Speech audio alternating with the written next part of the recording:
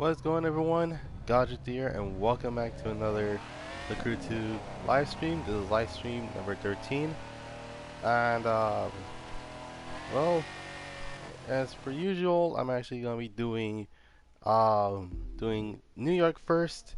Then I'm going to get started on, uh, basically on completing some of these objectives for the motor pass. Because I do not feel like missing out on, um, on the ice cream truck. So yeah, there's that. AKA the Shak the Shashenko Ice Hunter, which is a creator's vehicle that looks insane and has a has a hmm has a utopian type of look, and that's what I like about it. The thing is, I didn't know it was a creator's vehicle. I thought it was gonna be like some sort of Ford, Chevy, or GMC, which will be pretty nice in the game that takes place in America. Cause I mean, why not? So yeah, let's get on with the race. Just letting you guys know that I actually have I I level up so much. Is to the point where I have where it's basically 40% of 40% of the what's that called? 40% of on rich. So literally it's like 400 and it's like 40%, which in my opinion is actually not bad.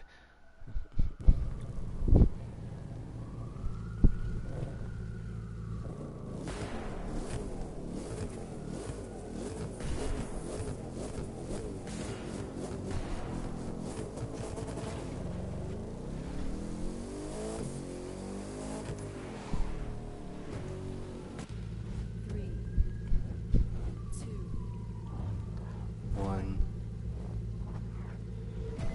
win the race. All right.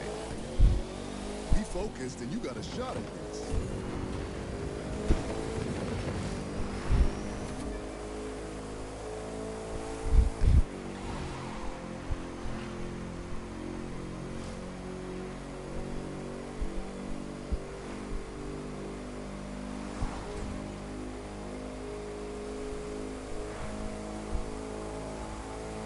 All right. So oh god.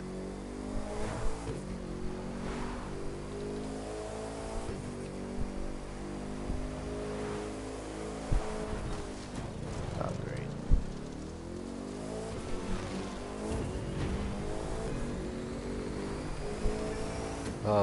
So yeah, literally I woke up this morning and I went to my YouTube, right? And then I saw something interesting. I saw the revealed the new Bugatti Chiron Super Sport, which keep in mind that this car is new, like most of us actually would actually will legit want to drive that in a racing game suit. And for the most part, it's actually a really cool idea to actually give it a super sport. And one of the comments actually that surprised me was like, okay, the Chiron was Veyron, meaning this is gonna be a new Bugatti, Bugatti in 3 years. And to that, I say it's gonna be legit true because it's pretty much true at this point in time.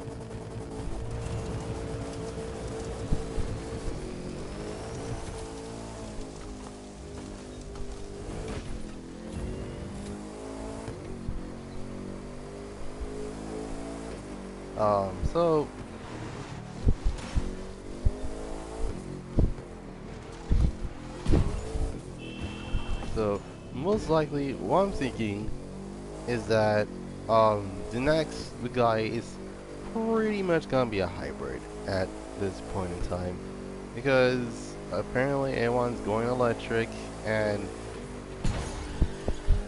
pretty much it's not bad, but it's not good either. It's not bad because, well, it actually gives us clean air. On the other hand, the problem with electric vehicles is the fact that in order to actually replace all the gas stations, you have to literally buy a you have to literally like save some gas stations, because most people these days still has um, most people still have gas running cars. So yeah, there's that, and not to mention, uh, if anything, it's pretty weird how um, how we're like, yep, we're going electric now.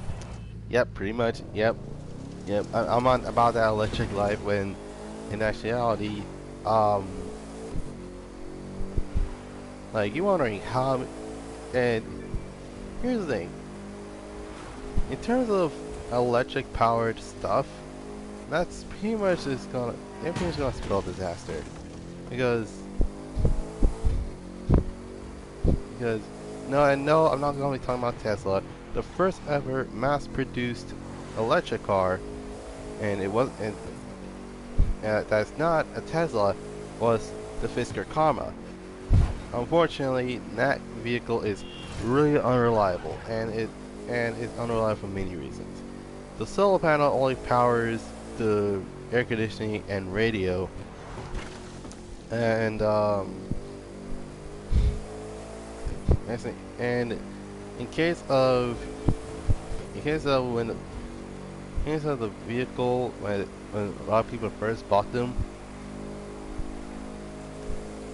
three things happened to them. Either they sold it, um, either they sold the car to a dealership, they either sold the car to the dealership, the car burned down, or it's pretty much it's basically ended up being impounded because, well, the car doesn't work. So that's one of the biggest pet peeves of owning a electric car, because the thing is, there's no engine to work on, and most people can actually die from working on electric cars, because working on electric cars is kind of like grabbing exposed wires with your bare hands. That is pretty much gonna kill someone. Like, what in the world?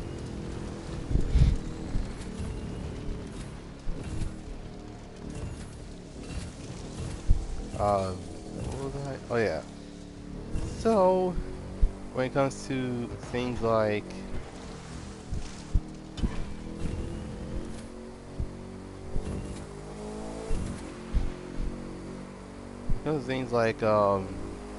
having an electric engine, and they like, oh yeah, we're basically gonna be reliable. Like, we're gonna get like more than 50 miles per gallon. It's like, you sure? Are you sure about that? Because well, you have to travel really far, and there's no battery station, actually no charging station near you. Like, what are you gonna do? What are you gonna do? Try to. What are you gonna do? Try to get a jump start, because we're pretty sure most people wouldn't. Because the logical reason would have been like, you know what? I could have gone a gas. Could have gone with a gas car. Like, no joke. Like, I can't get the electric cars. Like, they're really difficult to charge, and you're gonna get so many miles per gallon on the highway that it's basically like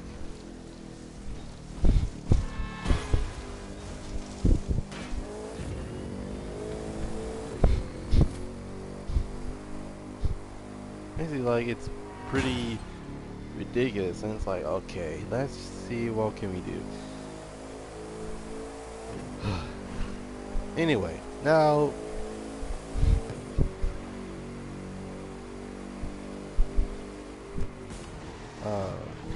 when it comes to um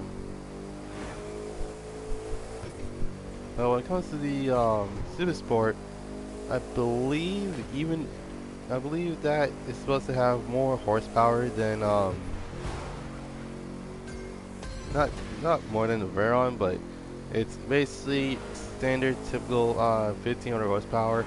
But here's what I'm thinking: what if the Chiron Super Sport had either 1600 or 800 to actually compete with the Regera as the fastest accelerating car in the world?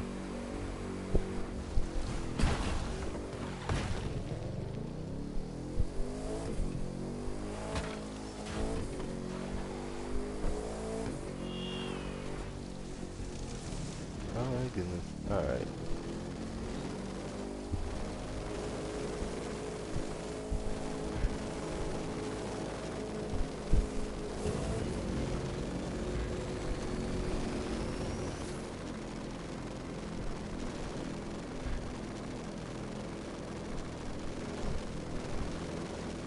Now, the big question is, am I going to recreate the Super Sport in the Crew 2? Well, it depends on how much money I gathered before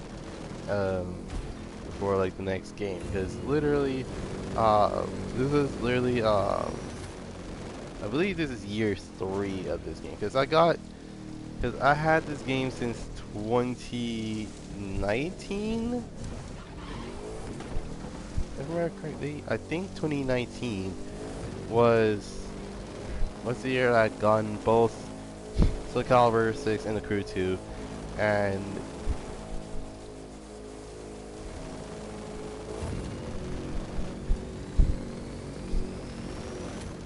one of those cases is pretty much an interesting, thing to go to, interesting thing to theorize. But fortunately, what I do know is the fact that a lot of these cases, in terms of any case of cars, most of these cars are going to be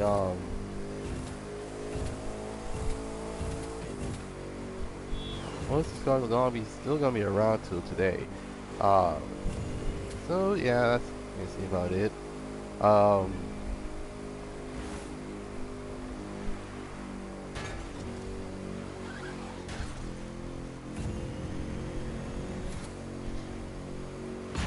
god.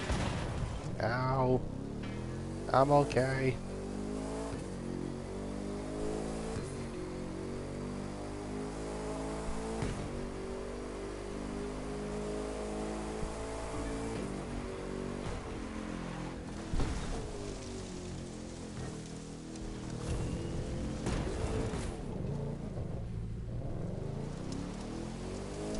Moments.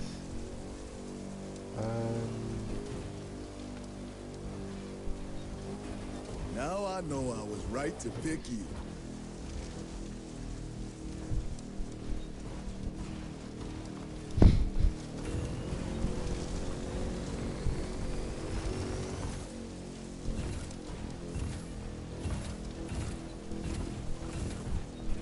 I'm following the guy. Now the guy is never gonna sponsor me because what I did to their cars. Oh my god.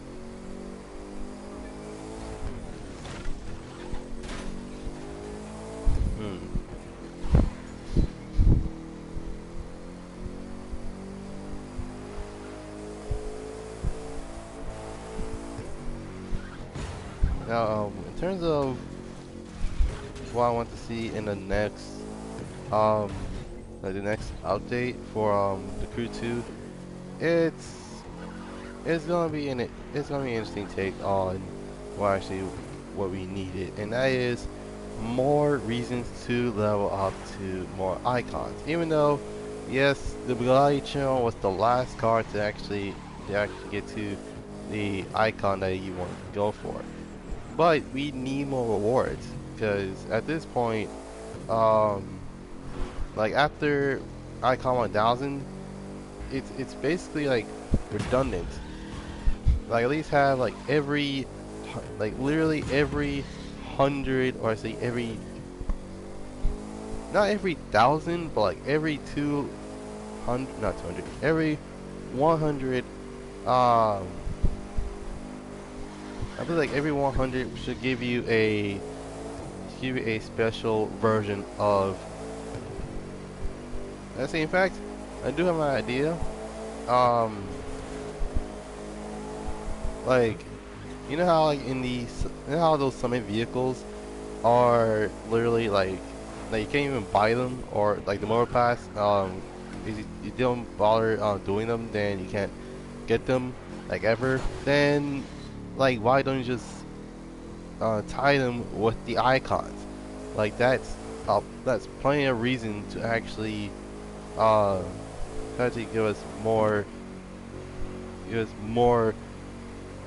reason to actually level up to to literally icons. Like for example, since this car I'm driving right now is icon 1000, I believe that if you level up to icon 1100, then you should get the first um you should get you should get the I forgot what the Evo, the special version, the Evo 10 is called. It's red, not blue. Um, I believe it's called the Red Samurai Edition. I can't remember, but it's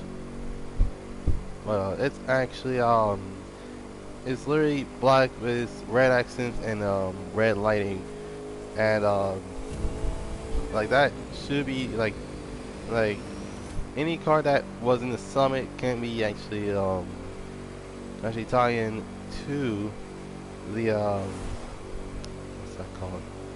They can actually be tied in with the icons. So like for example, the Red Samurai Edition, the Evo 10, the Gold Edition of the Mazda RX-8. Heck, even the exclusive cars that are from the Motor Pass or the Summit, like the Huracan Performante um and the Ferrari F12 TDF, and as well as many others. But all I know is that we need more reason to actually level with those icons and have those cars be obtainable. And most people are gonna be pretty upset if that's gonna be the case, because they're gonna be like, man, I already earned those cars through many months slash half a year in this game. So basically, I don't know what you guys are doing. It's like, even though, yeah, literally 3,000 players actually ended up getting the car. Most of us literally wanted to get the car, yes, but unfortunately the big problem is that they're never like purchasable afterwards. That's the reason why they're like Summit Awards.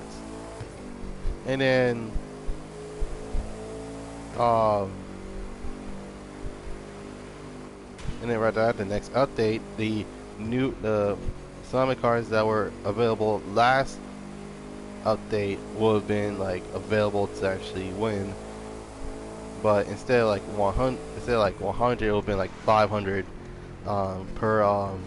per vehicle. So it's like, okay, so it would have been I wonder how many special editions of those cars that we had so far, because I basically need to count them all. Oh snap.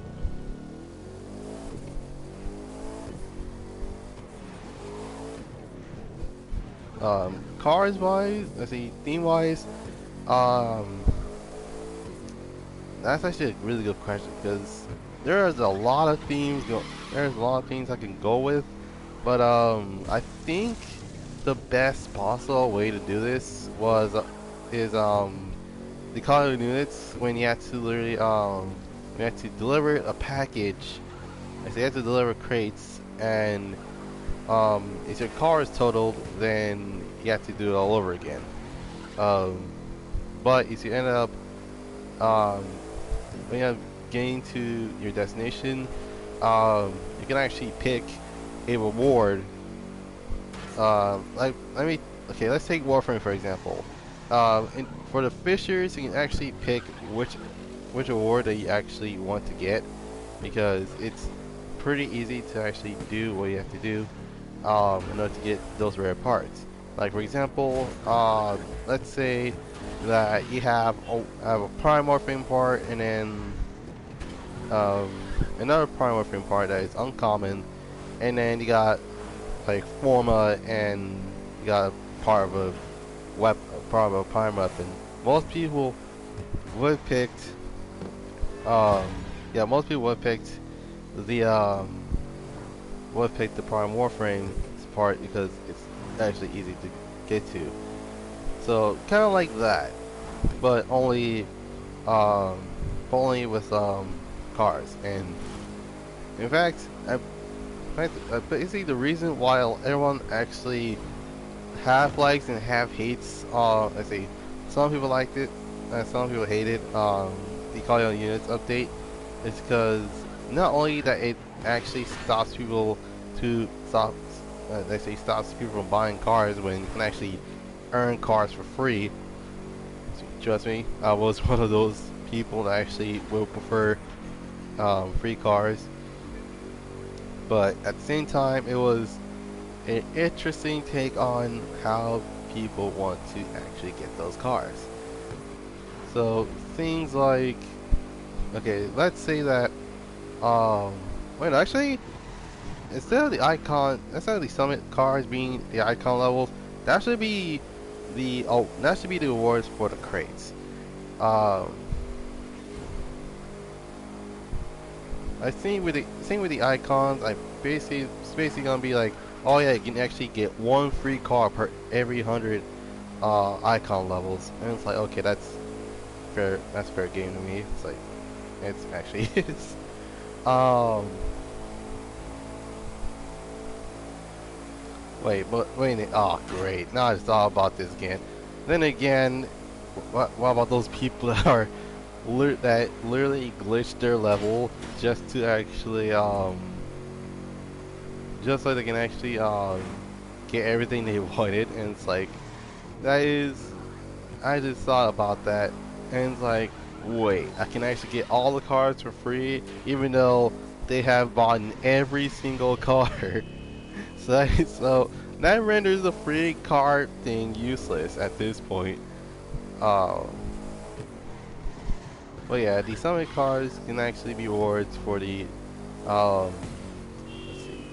It can be rewards for the crates that you can actually get to. But in order to make things more interesting, each car has a different amount of stuff that you need in order to actually build the car itself. So, for example, let's take a look. Okay, let's take the Jeep Wrangler Pioneer Edition. And since that vehicle is new, it's not gonna be available. But in the next update, it would have been like you will need like 13 parts just to actually get the car to where it needs to be. And yeah, it's basically what it is.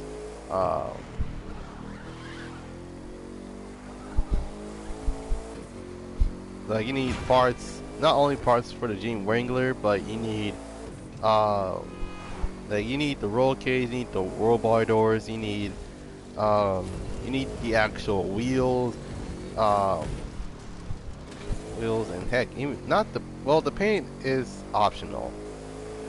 And it's like, okay, we got the Jeep Wrangler Pioneer Edition, and you can actually get the vehicle.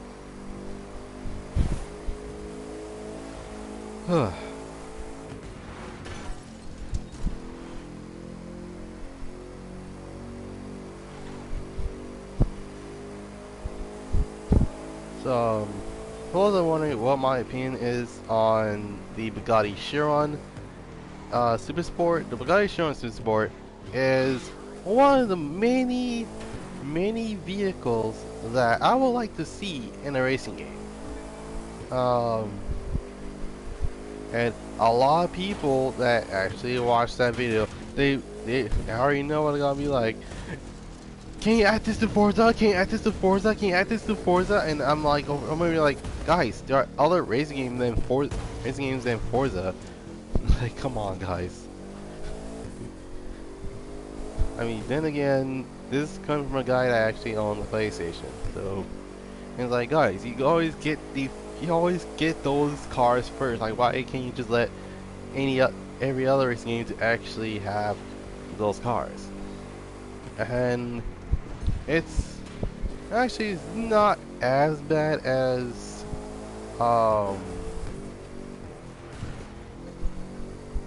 it's not as bad as Toyota. Okay, Toyota is questionable at best, because their first were like, oh, you only find Toyotas in a Japanese racing game, and that doesn't support street racing, and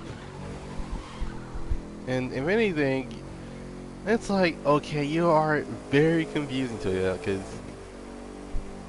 because of all the games that you can actually put a Toyota in, why do you put the most broken game of all time, actually, aka the most broken racing game of all time, aka Fast Furious Crossroads? Don't roast me. It's not the best game. I mean, it could have been better, but Toyota, why in the world did you put the Toyotas that a lot of people wanted in the least bought racing game of 2019? Or actually, no, the game came out in 2020. My mistake. I'm like, wait, that makes no sense. Why in the world did you put? Why in the world did you put the most loved JDM cars? Let's see, both of the same, both Mark 4s and Mark 5s in the least bought racing game of all time. Heck, it's much worse than Super Street the Game. And Super Street the Game, that's not his fault, okay? It's literally not his fault. It was overhyped to death. And literally, for those that actually bought Fast Furious Crossroads, I'm sorry, but it actually makes no sense. Like, why in the world would you bother having the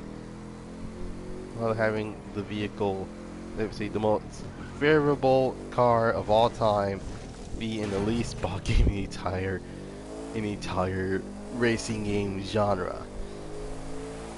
Dear Lord. And I thought Super Street was bad. Like, Jesus Christ.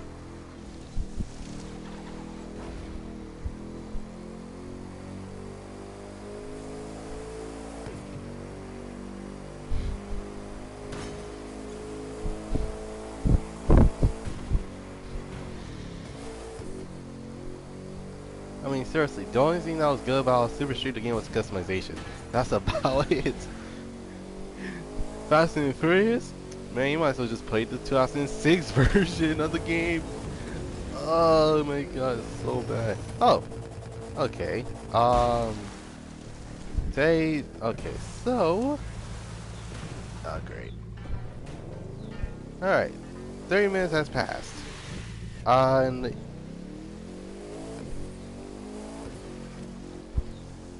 today's racing cliche, we're gonna be talking about the ones that actually keep us in check in case that we end up in the wrong way, and that is checkpoints. For those that don't know, checkpoints was really popularized by old school racing games back in the 1980s, which that include which that include which, it's not including Outrun, um,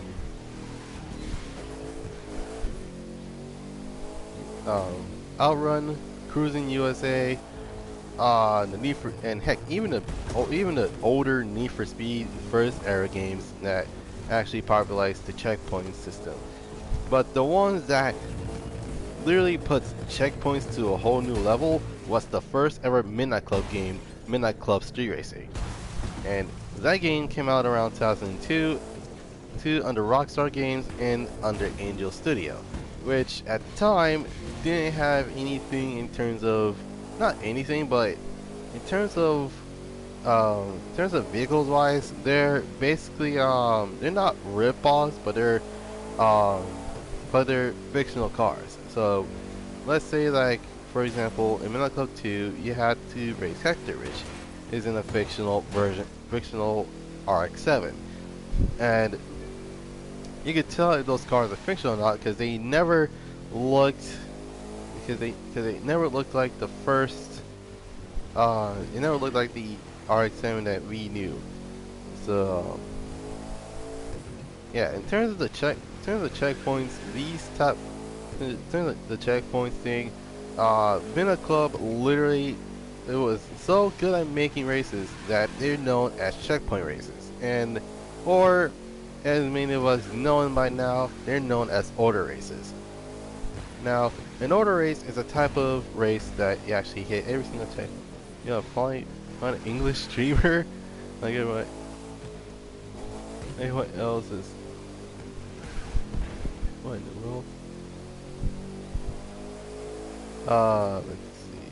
Like everyone else, it's like from other countries and.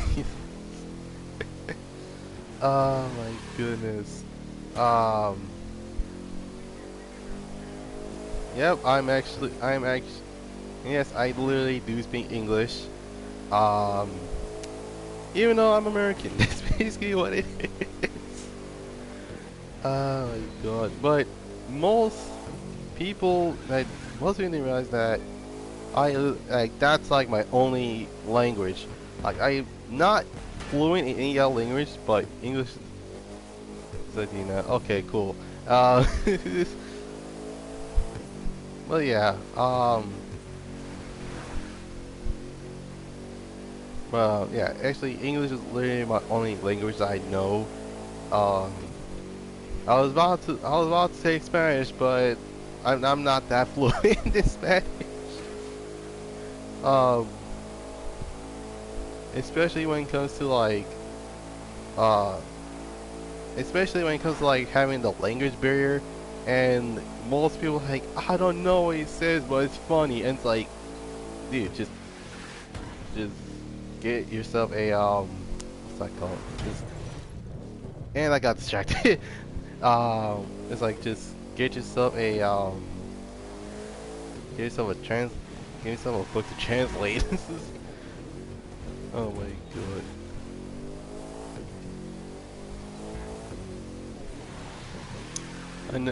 I know a little Spanish.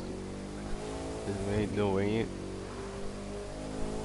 and trying to get good at English. Oh, actually, there was a person I know in Gran Turismo that actually is as a Norwegian, and he's really good at English. Unfortunately, I stopped playing Gran Turismo because, well, one, the game was too big, and two, it's really toxic. That's basically how I can describe it. It's really toxic to the point where I'm like, do I really want to be part of this toxicity? Plays toxicity by System Up or Down. Oh my god. This toxicity and toxicity. 13, 14 too. Oh, not that good. But don't worry, you'll get used to it. And also, in terms of the English language, we have the most complicated language, not, language of all time, and heck, even I know I'm not good at it, and even though that's like my fluent language, it's really hard to actually get used to how people say it. Like, it's like, yo, is that a bass? Like, wait, you're playing a fish? Like, no, no, no, no, no. A bass, like a bass guitar. It's like, oh, okay. So it's like, it has some words have like a double meaning, but others, it's actually easy to understand. But in terms of what kind of, but the thing is, in the U.S., it's a lot different. So things like I understand English 100%, but talking is like 20 to 40%, and writing is like 70 to 80%. I was not good at writing at all, and oh snap, okay, listen to HQ. All right, that's reasonable. Um,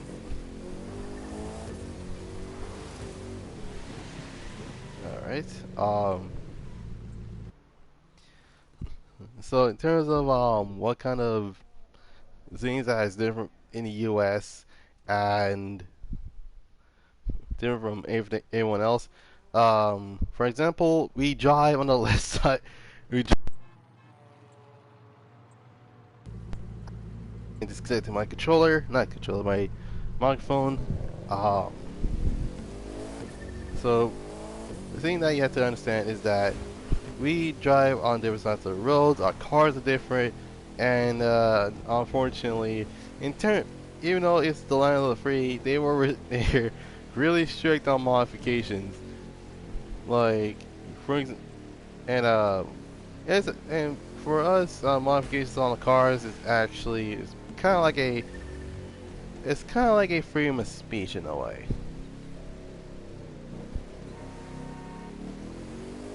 Uh, on the Honda Odyssey, I don't know, but um, but um, in terms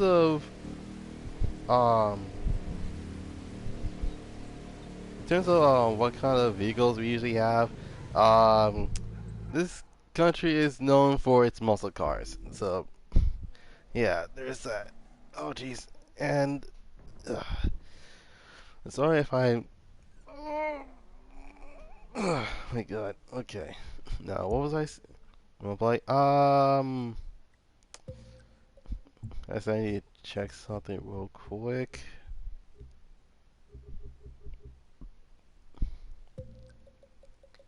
Let's see, tires. Literally the first half of my live streams is just me playing by myself. Um, and then the second half is um is when I can actually invite people to actually like do what most of us want to do. Like for example, if you want to like do the motor pass, or if you want to earn more money, then that is that's what that's what I like to do. Like helping people actually doing the motor pass is not an easy thing, because when it comes to okay, for example, like Monster Crew, all of us had to like drive around with monster trucks for 49.7 miles, which keep in mind that is not an easy thing to do. Um, so for the most part, like for Monster King, yeah, Monster King, if you want to like do 20, like if you need like 20 stun events, and it actually gets quick. Like you can actually do things a lot quicker that way. Um, so yeah, there's that. Oh great. I think I got off second. If you do not want to do not want to hear me ramble, you can actually mute your mic. But I was in the middle of talking about today's racing cliche. You can't do like hypercar, high speed takedown. Case no, actually it's not actually not that. It's not a bad idea. It's just that Like the only vehicle I had that's an interception mission um is literally the only thing I have is a Veneno. That's basically what I have.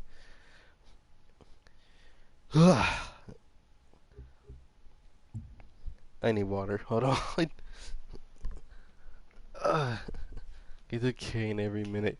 Um,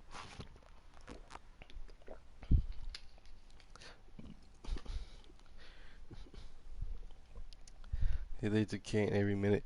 I rather do mine's legit. So literally, like doing New York is not hard, but it's not easy either because there is a lot of turns. Not a lot of turns, but um, for some people they did like 26 minutes. Me, I literally just did mine in 30 minutes because I like taking with the scene of where I'm going to. So also collector. See the collector stuff. I'm also I can actually help you guys for those. Racer, I'm basically almost done. I just need the underglow and the arc sand. Started 3 weeks ago and I'm on con level 520. Is that good? Well, you're close to getting what's that car? Hold on. Goes to timeline. 520, 520. You're close. Hmm. You're close to getting this car actually, and that's how I end up like earning my money like right off the bat. Like going through hypercar races like it was candy. Like it was like no joke. It's like okay, I like literally I went through this car and I went through every single hypercar race like it was like chicken sandwiches, man. It was pretty insane out on how every single car I've earned so far is ridiculously fast. Um, and then 700 you get the NSX just edition. And then you get the Hub One, Monster Truck edition, and then number 1000 you earn this beauty. Even though it's not the prettiest car, even though the only thing I can actually wish they didn't do is to put a wing on it.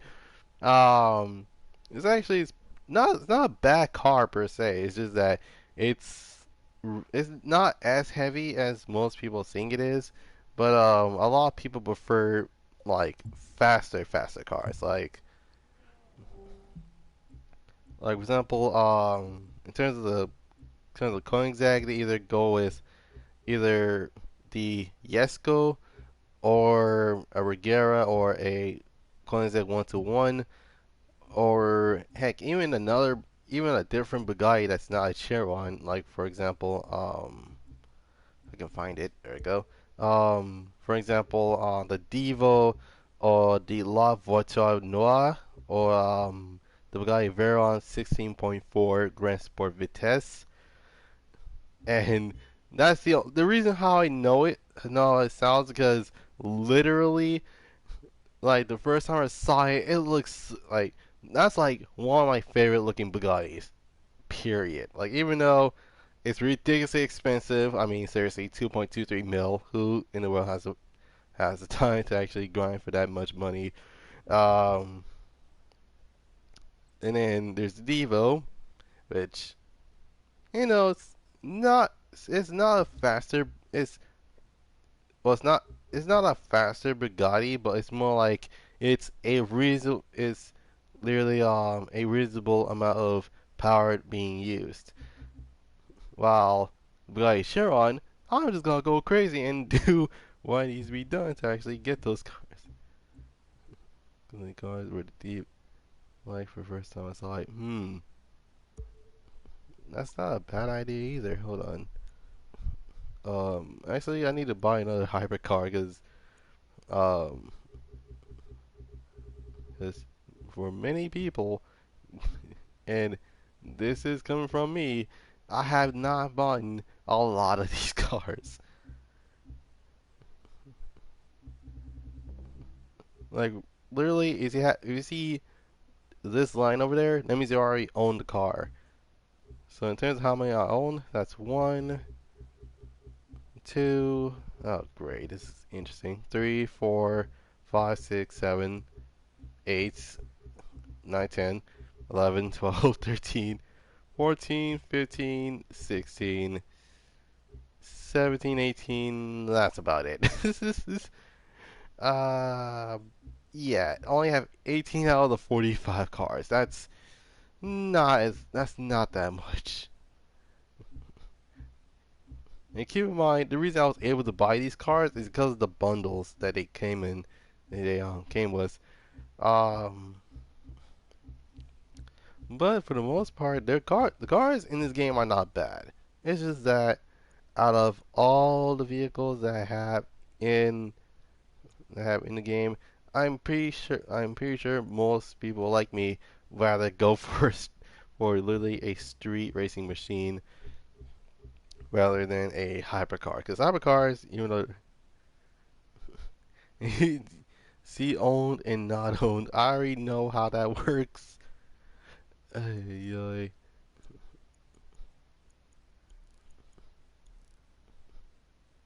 So yeah, I have around 219 vehicles, but most of those are cars. The rest of boats that I'm pretty sure I'm not even gonna bother using. But the only time where I'll be using them is in the summits, which is why I usually don't like the reason why I usually prefer like slaloms that uses wheels, not propellers or heck, not even wings at this point. Um, now what was I saying? Oh, great, I got off topic. Um, so he's don't hear me talking about today's racing cliche, then you can actually mute me. But I gotta continue on anyways.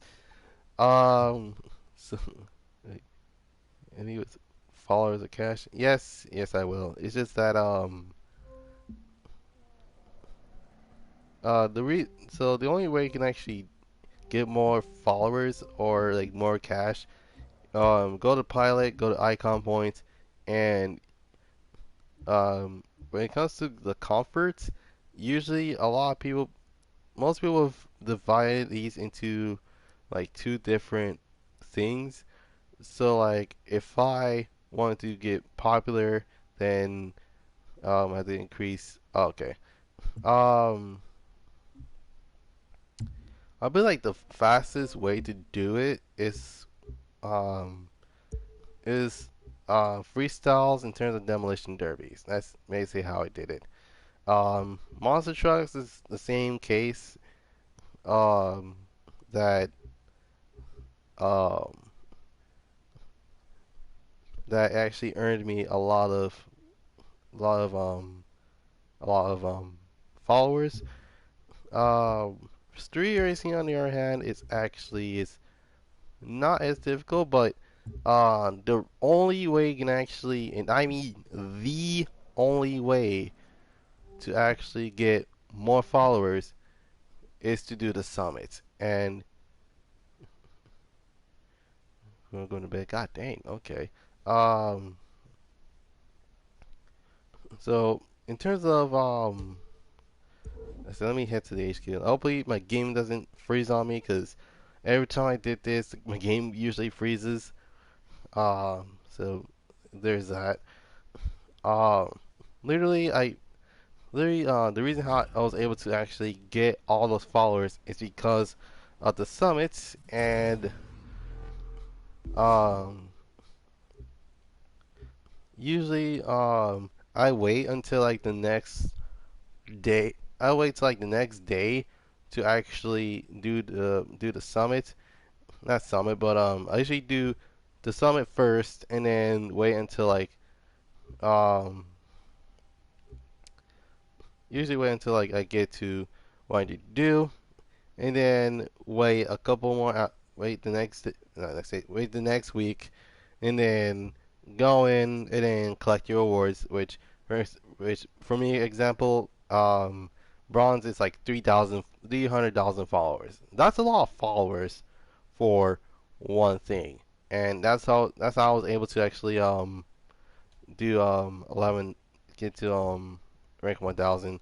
Is they give you so many followers is that it's not even funny. Like it's weird that they gave you something like that. But if you wait until the 23rd to the 30th, I guarantee you'll be able to get to 1,000 followers. That's all I can. That's 1,000. Well, that's 1,000,000. My mistake. Um, so yeah, that's basically about it. Um, all right, time for me to actually wait. So gamer tag the same thing as Let's see.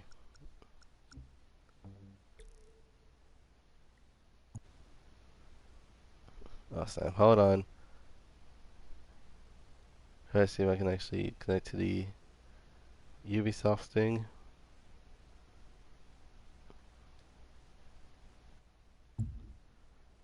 Okay, that was weird. Um,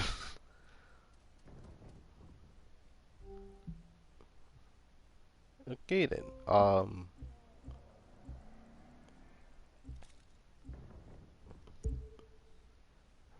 Don't worry, I am.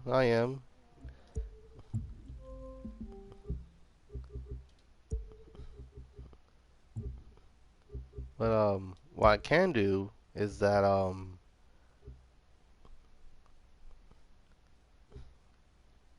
okay, I'm gonna travel to round five, and we're gonna be using mouse trucks on this one.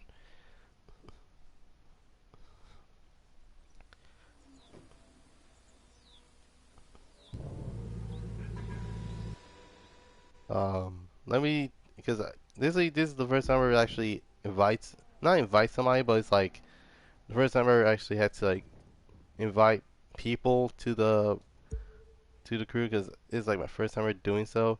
Do you have a game attack that I need to find, or is it like the same thing?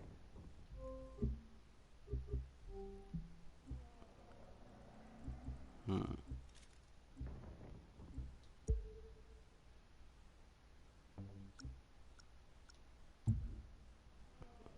Oh, great. Hold on.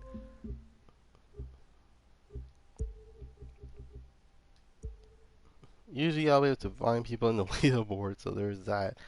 Um, oh, my goodness.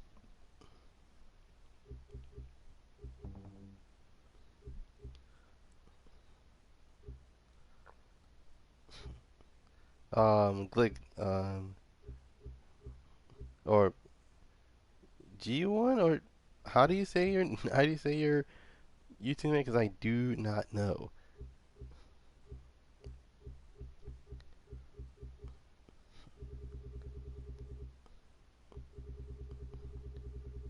Um, because I need to like find your game size. I can actually invite you to the actual way to the lobby.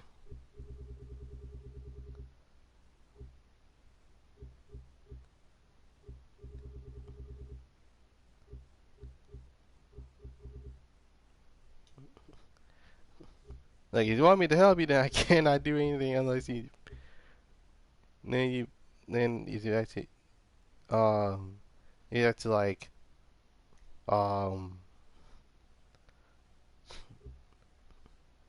I usually be able to find people via um via my goodness via well leaderboard per se.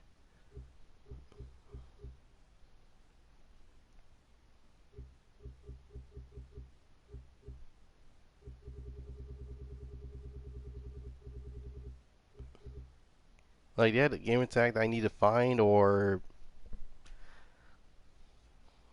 well because I can't help you if that's yeah it's not be like live for the most part because I mean I'm willing to help. It's just that I need to find game attacks. That's basically what I need to do.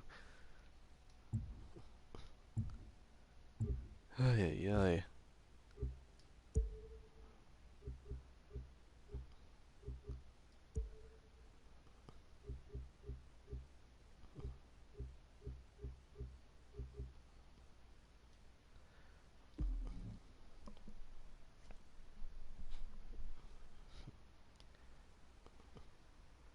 But my goodness.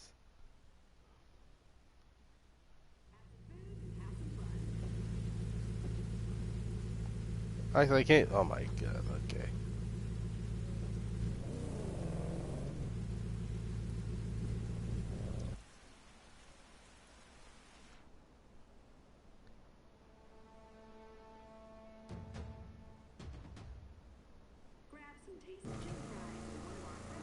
Huh.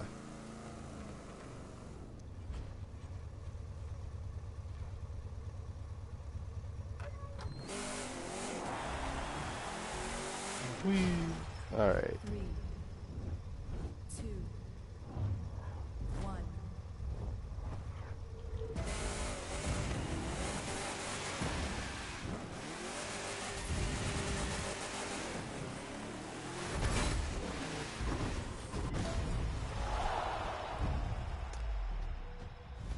Not gonna lie, to be honest, I've been doing Demolition Derby.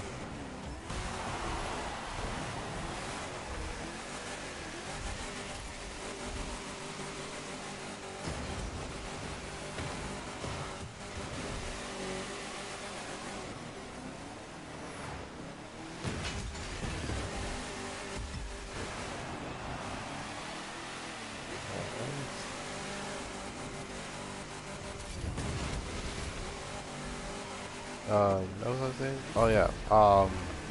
So the reason why they have checkpoints in racing games in the first place is because of 3 good reasons.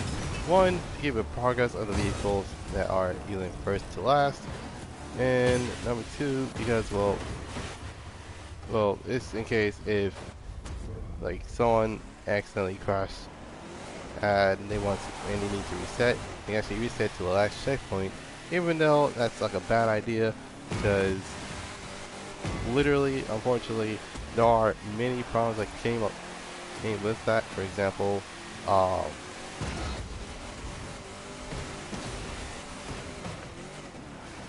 actually, if anything, it's pretty much a percentage guarantee loss. But and then again, when it comes to like the old PS2, PS3 era games, there is literally a thing called a restart button. So, not a restart button, but it's like, oh, you can actually restart the race and you can actually do it again.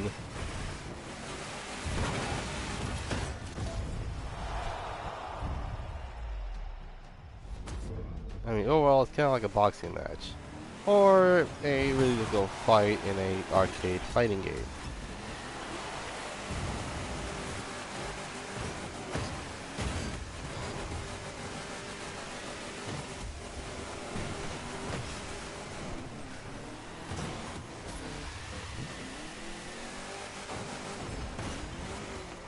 Oh snap! Oh snap! Oh great! Ugh.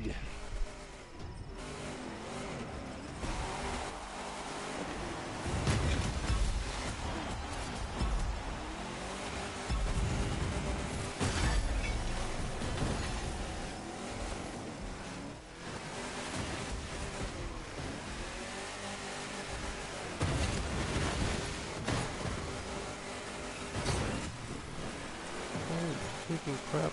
I had no wheel. Oh god! No, he took the took the boost with it. Bones repair. Dang it! All right. This is gonna be a very interesting race. This is an interesting type of event.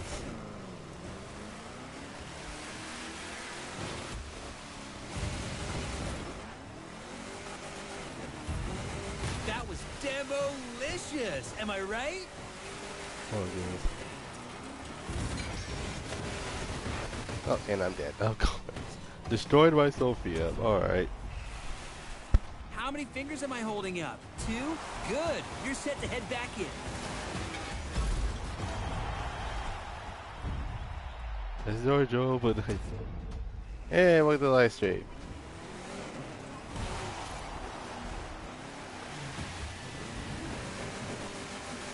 Holy crap, dude. Yeah, I already know I was about to lose anyways. Sevens. This is what happens when you have not touched the demolition derby in a while. Things like this usually happens. Oh my goodness. Alright.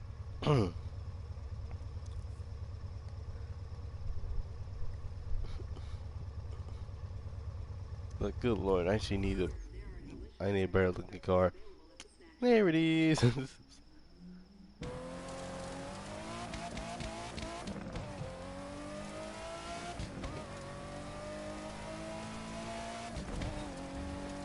Yeah, now okay.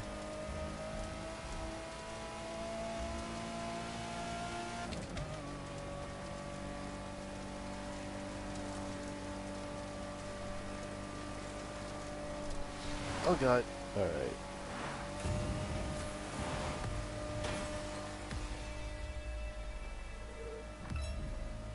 208. In a red Ferrari. A damaged Ferrari.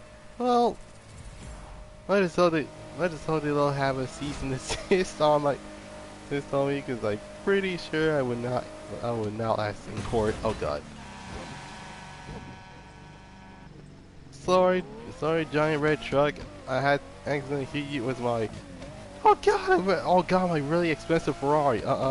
Nope, no, I ain't getting sued for this mess. And I'm out of here. Oh my god. Oh, and okay. Well, I was about to continue on with my checkpoints racing cliche, but since it has been an hour, it's time for my newest entry into the live streams, and that is the one, the only vehicle history. So today we're taking a look at a vehicle that a lot of us known in the Fast and the Furious, in Initial D, and heck, even most Need for Speed games. That's right, it is not a Nissan Skyline R34 GTR because basically that would have been a whole entire episode entirely. What I'm talking about is the rotary. Oh, sure.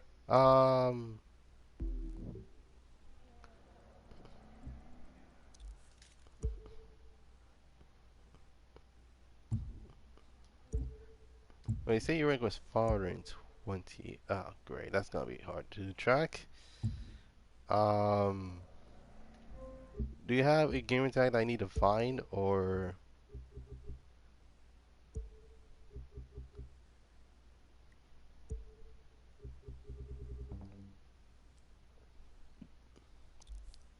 oh my goodness?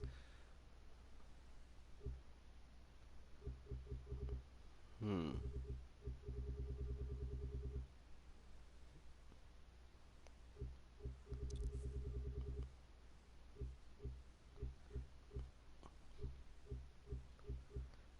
Yeah. The worst part about the leaderboard is that they don't display what level is everyone in, because all I can see is their vehicle and their vehicle rank, which actually is not as bad, but it's just that it's really difficult to track.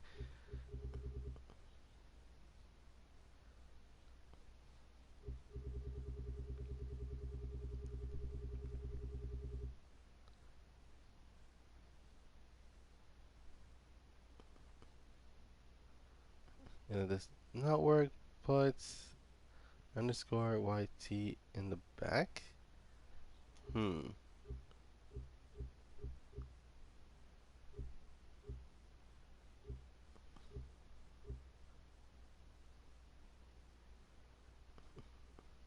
Yeah, I have to literally wait for like. Wait, you talking about your gamer tag? 'Cause that's basically what I'm seeing.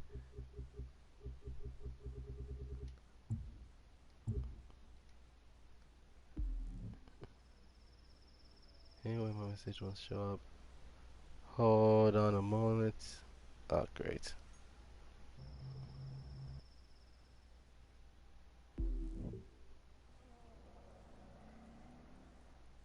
This won't show up. Okay.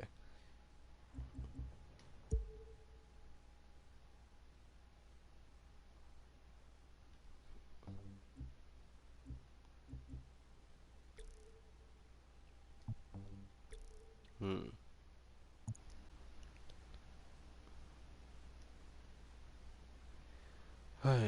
Once again, I'm trying to figure out what this Ubisoft Connect thing does, because I do not know. Oh, there we go.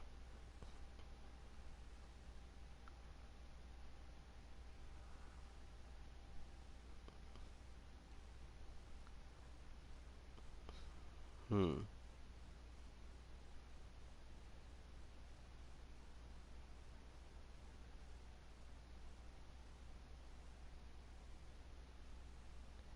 Okay, no, the thing it does is literally check my stats. I don't know how that works. Ay, ay.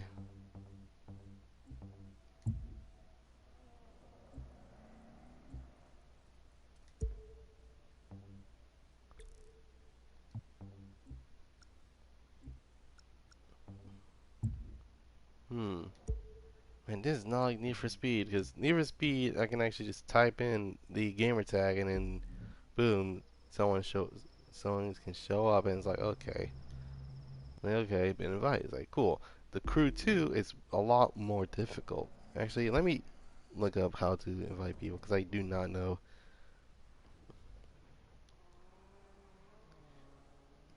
Okay, let's see.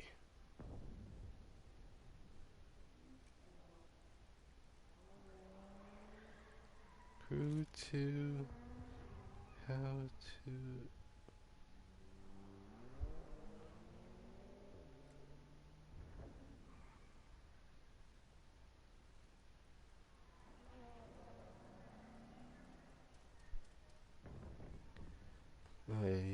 Hold on.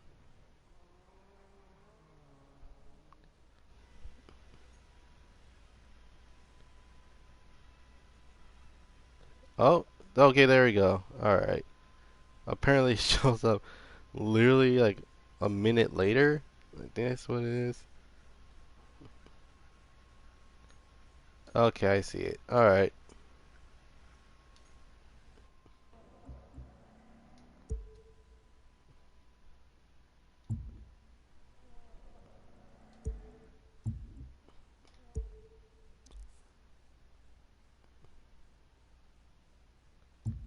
Okay. Okay, there we go. Invite to the crew. Don't worry, I got you. I got you. I got you covered. I got you.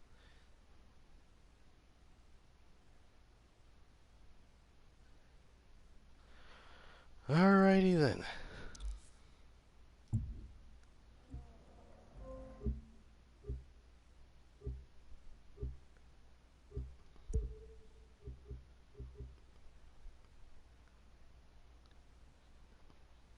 Alright, so we're going to go with round 5 of the monster truck type thing.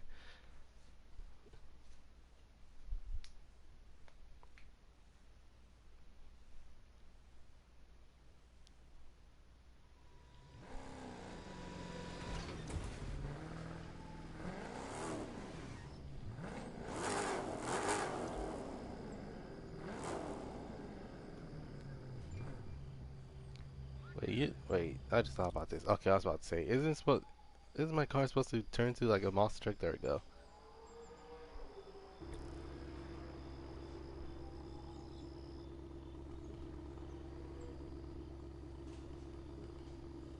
You take that case. Are you sure that's a... Man, alright.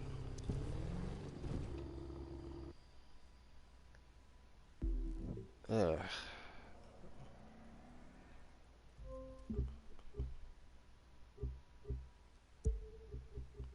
Supercar, let's see, hypercar. Say,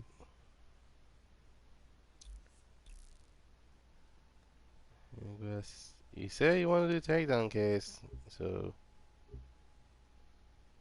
wait, takedown case. It's now the takedown case, takedown case, takedown case. Which one is that one? Ah, great.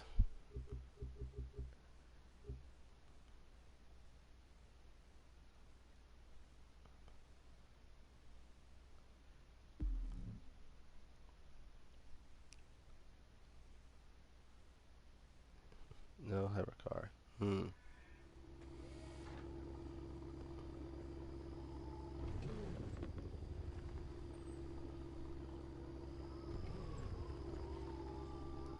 Wait.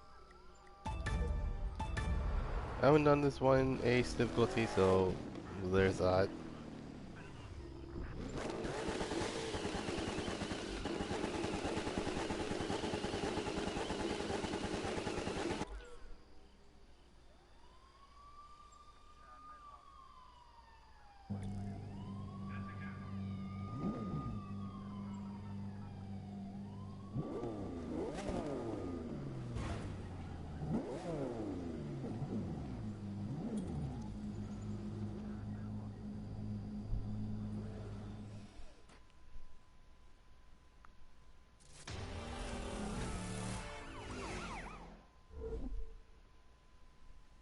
Give the director some great action. Picture is up.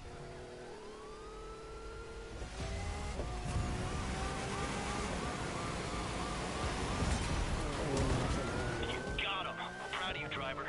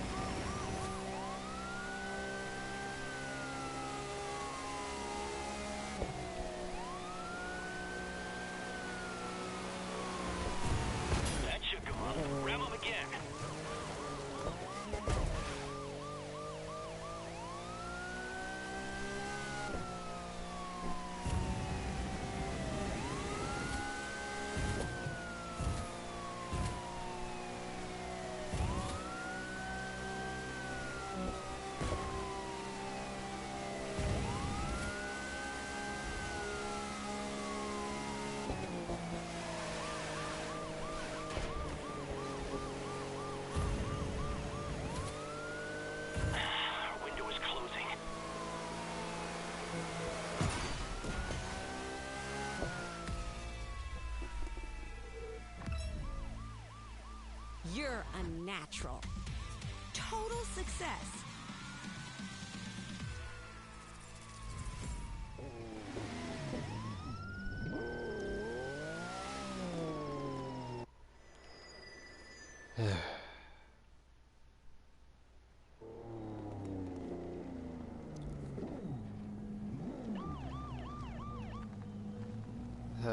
There's a reason why I need to buy a hypercar. It's because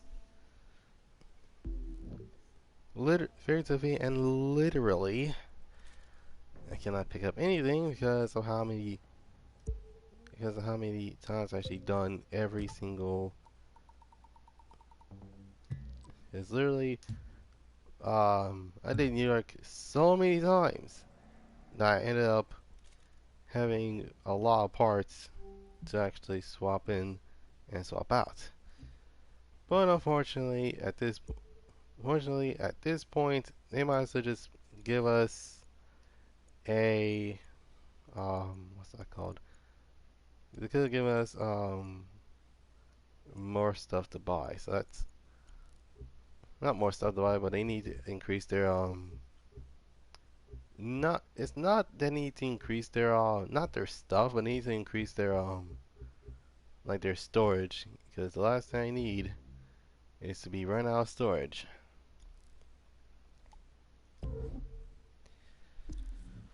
Alright. I knew it. Luke goes to the mailbox.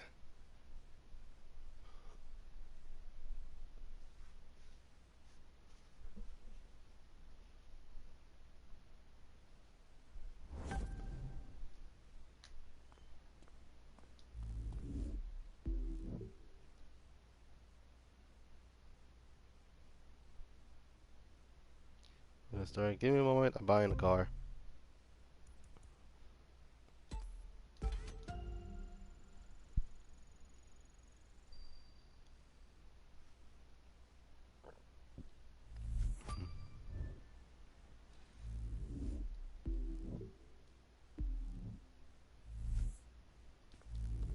No, I need to stop pressing X. Ay, ay, ay. I'm used to GTA when you literally tap X is literally to like sprint.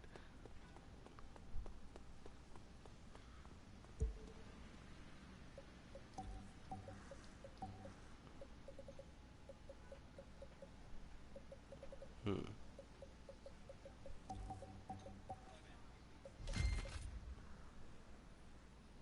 Okay.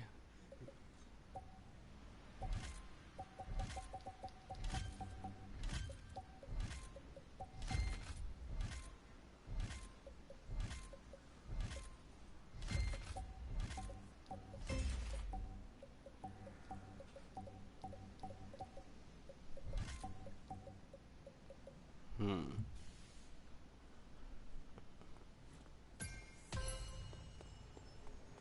Okay, let me do that.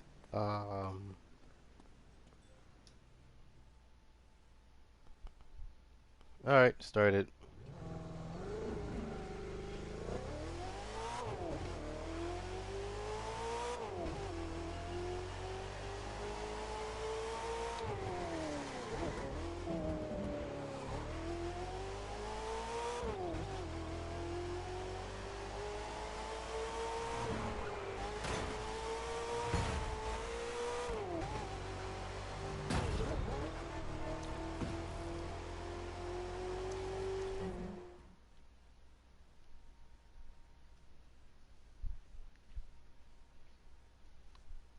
Switching to navigate video intersection unit.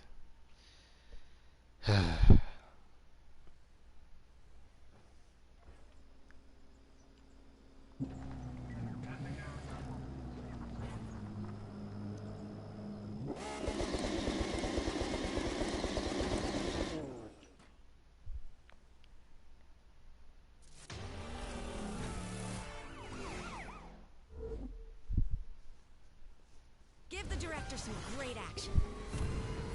Picture is up.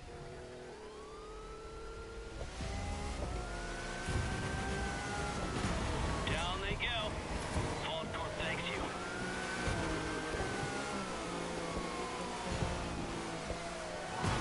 Excellent move. True operator.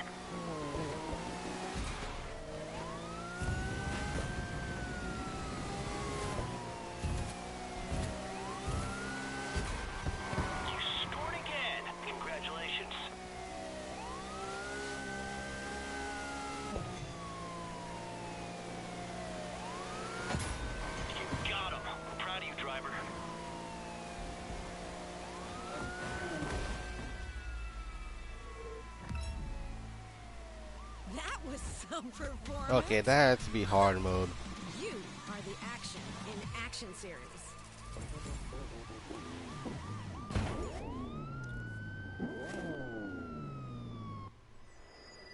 Yeah, that had to be hard mode because Ace is 15, that was 10.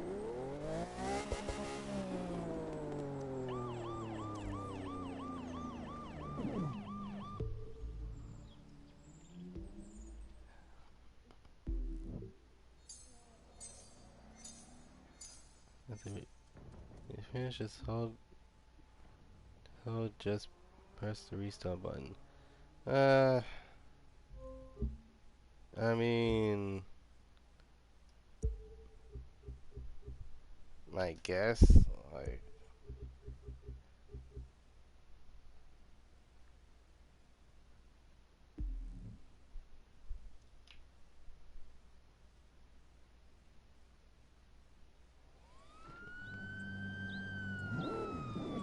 I got it. You don't have to remind me. Wait, this is. No, no, no, no, no, no, no, no, no, no, no. Back out, back out, back out, back out, back out. Jesus. I meant to put on Ace difficulty.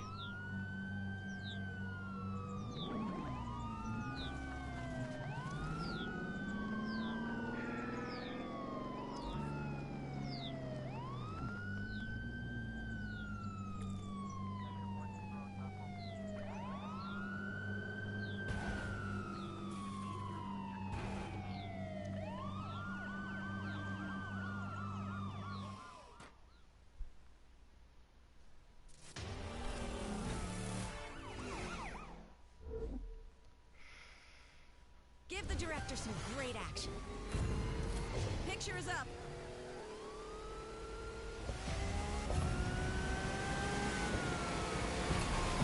You got him. Just finish him off.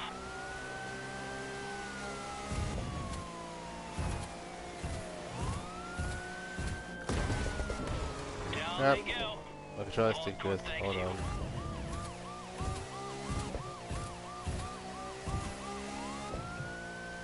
Excellent move. True operator.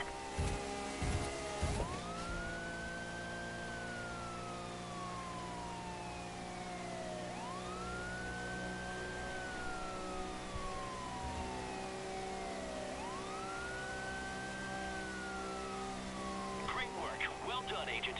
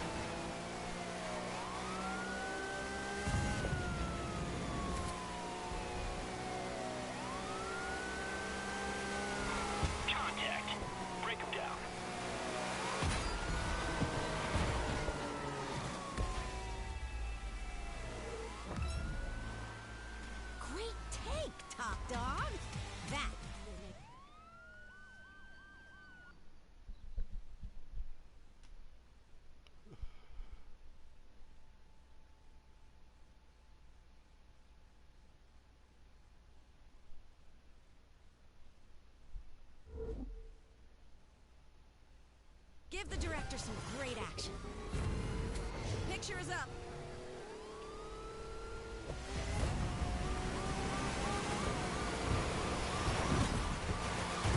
Excellent move. True operator.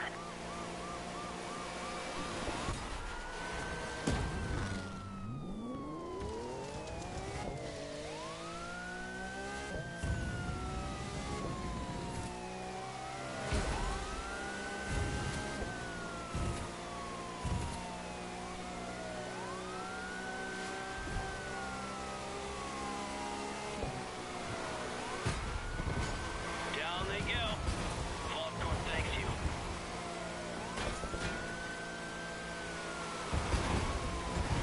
Direct hit. Just do some more damage.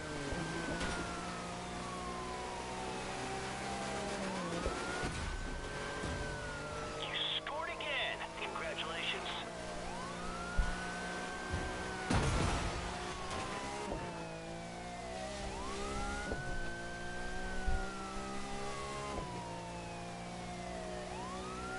Great work. Well done, Agent.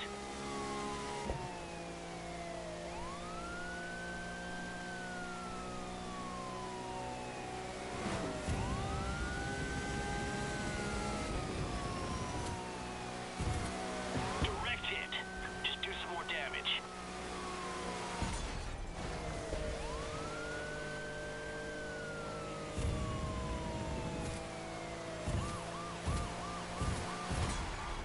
Good one.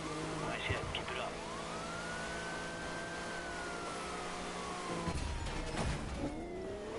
You got him. Just finish him off.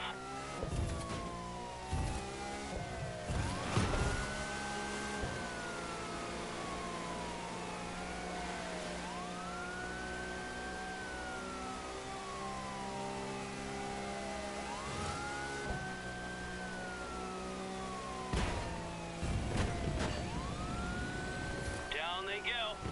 Vault Corp thanks you.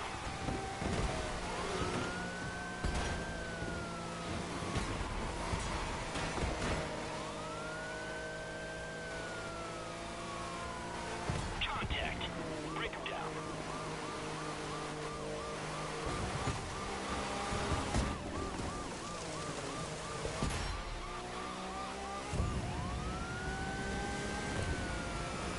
That shook him up. Ram him again.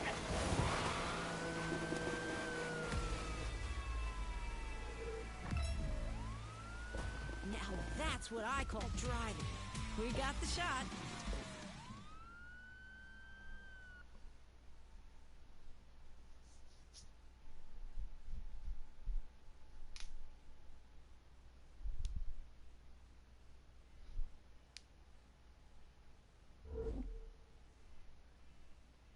Give the director some great action. Picture is up.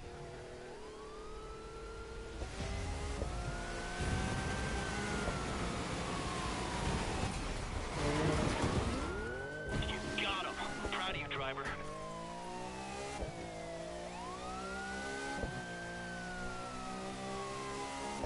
Excellent move.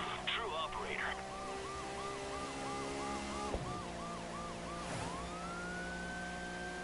You scored again. Congratulations.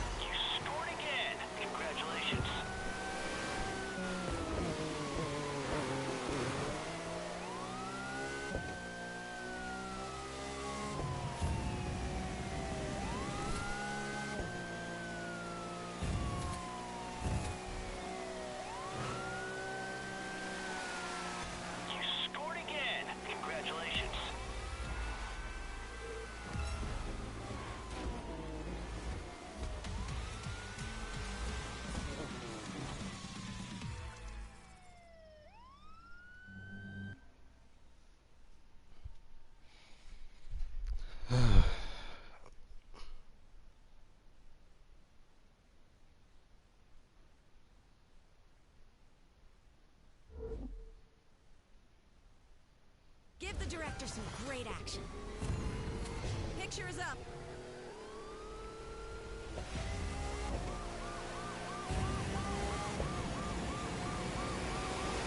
Great work. Well done, Agent.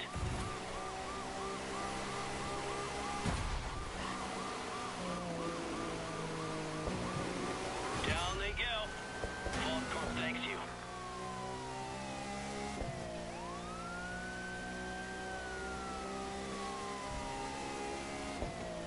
Excellent move. True operator. Oh my god. Sorry about that. You got him. I'm proud of you, driver.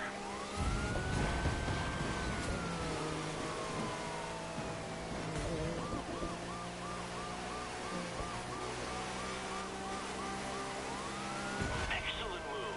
True operator.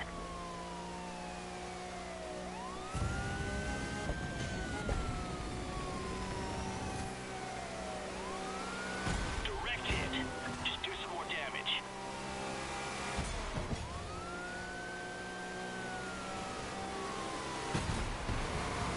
You scored again. Congratulations.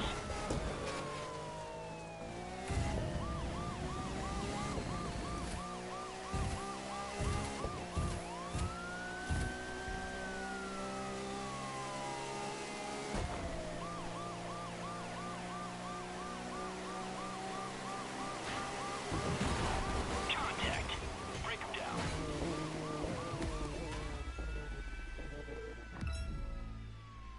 It's a wrap, Daredevil. You nailed that stuff.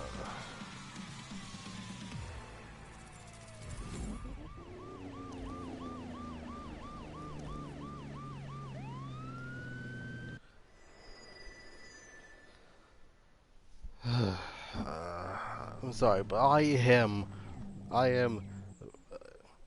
pure, adulterated bored. I'm sorry, but dude, we we literally did this more than 3 times, and I'm sorry, but this is like beyond my sanity. Like, I'm sorry, but no, I'm not. I don't want to do that. No, I'm sorry, but the thing is, there's no reason why I don't want to do another one of those, and that is because of my storage. Like, no joke. Man, my phone died, but I'm sorry, but nope. I am pure, unadulterated bored. I'm sorry, but no, I do not want to do another one of those. We've been doing this since. Oh my god, that's like 30 minutes, like 30 minutes at most. I'm sorry, but I don't want to do another one. No, I'm sorry. Just no.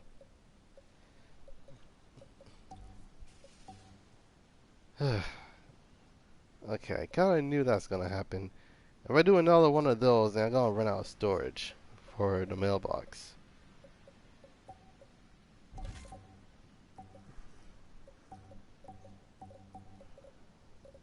And my controller has stick drift.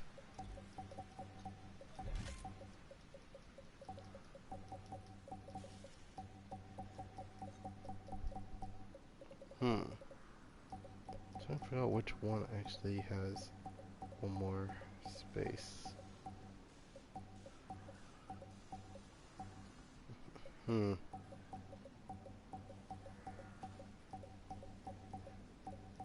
my goodness.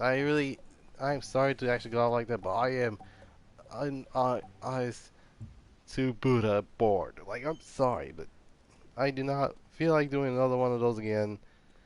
I need something else to do, because although it is fun taking out a bunch of fictionally made supercars, just no. I do not want to do another one of those again.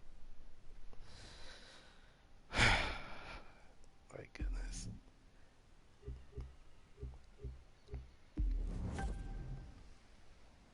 Like, I'm willing to help, yes, but like, you need another way to actually get more, like, get more followers, because that's not enough. You need more. You need more of something. I know that for sure.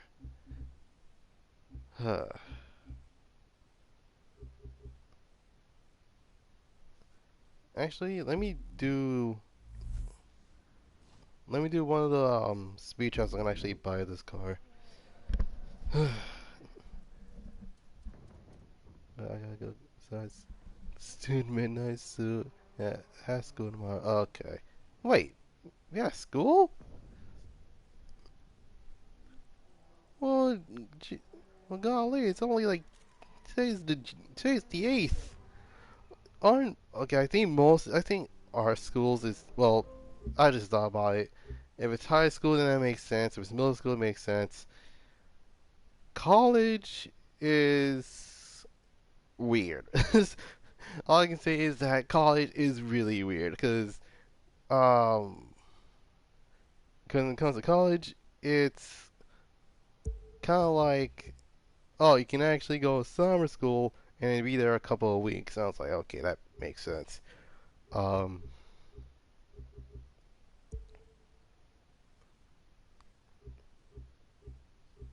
hmm. It's weird how there's like an escape and there's a speed trap in the same area. Gotta go by. See you later. Thanks for the help. No problem. Oh, God.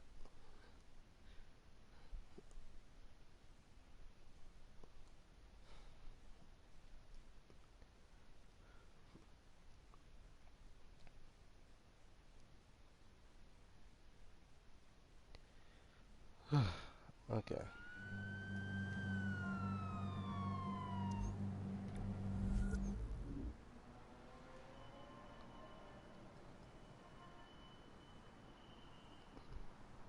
I was used to watch, but don't play. Okay.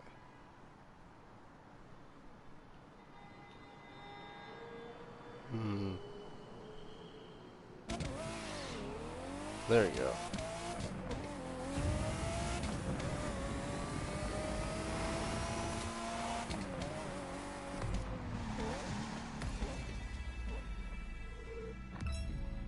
Okay, I'm guessing that's 3.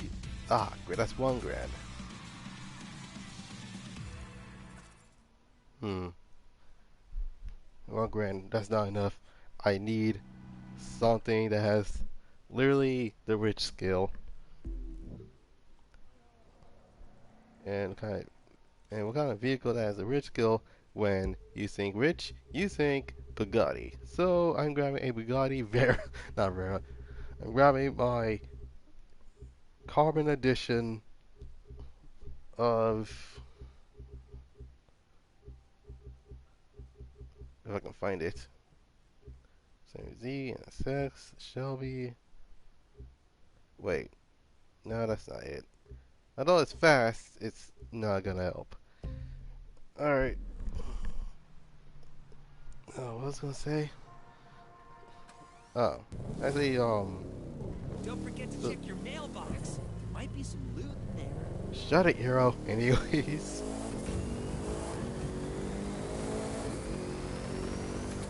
Oh, jeez.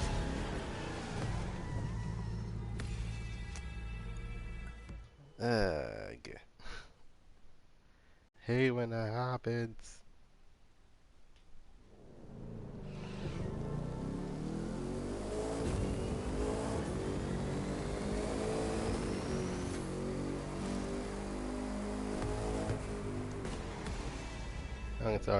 I can tell someone already did it in a Corvette because of the,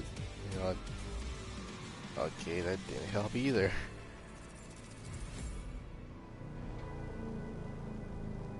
Uh-huh.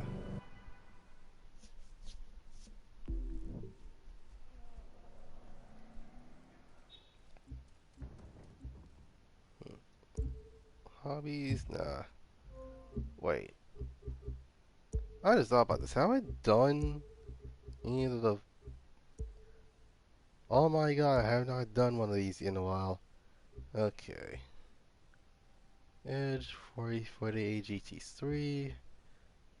Photo 2 power boats including the Vector. Air race lineup. car racing vehicles covering sea and air. Hmm. Do I have a 488? Oh, great. Well, it's time for me to find out. Let's see. Discipline. Wait, no. Okay, yeah, discipline. Let's see. Touring car. Lamborghini, Audi, Mercedes. Oh, I guess I do. Alright. 488 GT3.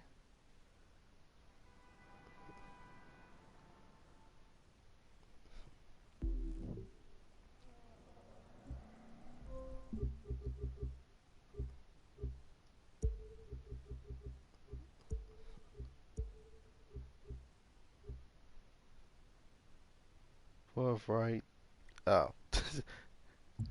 It just need. I need to. Okay. Let me find Little Italy, because it's not an Italian car if it's not. Wait. I think Little Italy's in either Los Angeles or New York. I can't remember. Uh, let's check New York, Brooklyn. Hmm. I believe Queens. I believe Queens would have been. Uh, Queens would make more sense. What is it? That's.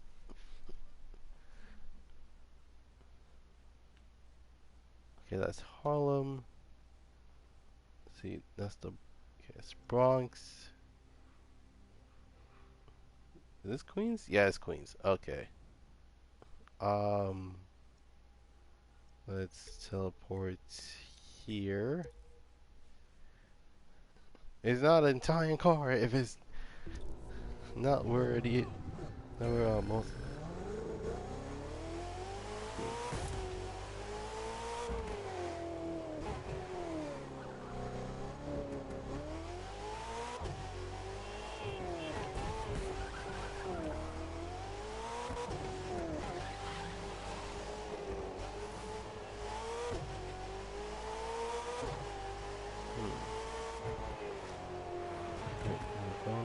Alright, it's fine. I mean, I have to deal with this on a daily basis.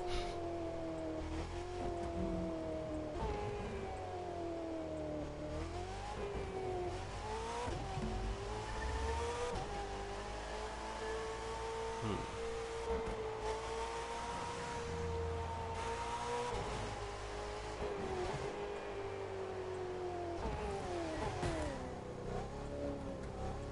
Hmm. No, that's not gonna work. I need to find a place to actually take a picture of this Ferrari. Hmm.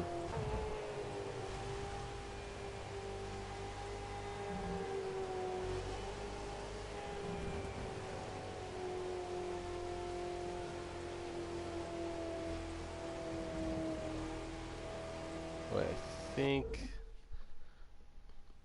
I think it. I'm thinking cruising in a 488 GT3 actually fits the bill.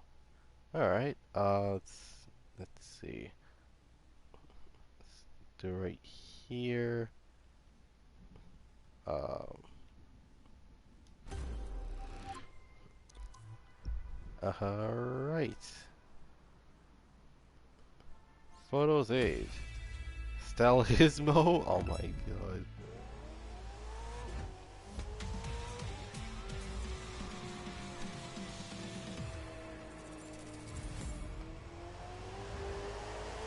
Hmm.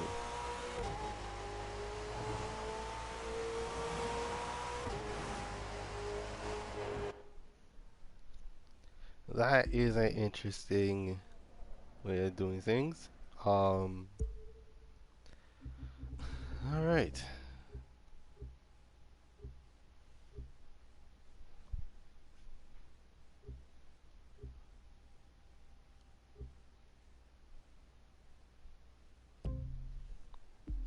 Oh my goodness. Now what was I supposed to say? Oh yeah.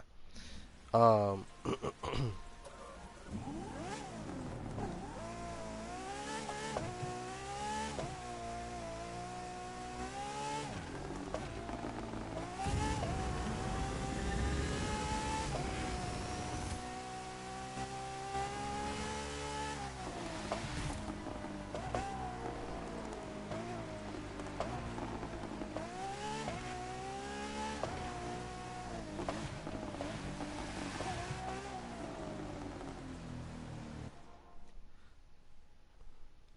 Okay, not gonna lie, if this car has a realistic counterpart, then my goodness, you will literally hear that mess like not even from like a mile away. You can literally hear that all the way in another country.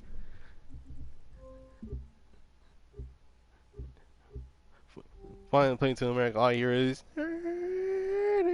it's like what the heck was that? Turns out there's like 599 double X just ripping around on the track, and you can hear that mess so clearly that you feel like you're racing against a giant. Ay, ay, ay. Um, hmm. Actually, great. I accidentally say exit it. Ay, ay, ay.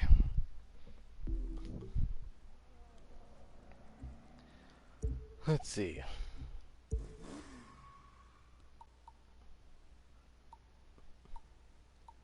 See power in. See. Clean the sky. Finish live battle. Go through checkpoints in PvP. Try bikes in events. Drive boats in events. Fly planes in events. Hmm.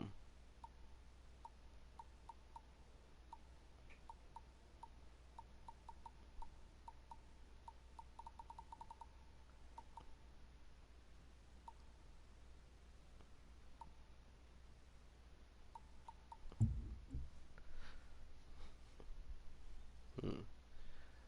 I will find time to actually do um, the racer hobby. But for now, it's time for the Explorer. Cause oh, I think I might have an idea on what I can actually do with that one. Um, let's see, off road for the ops. So on the road, placing reach of waypoint at 74.5 miles away without fast travel. Oh, great.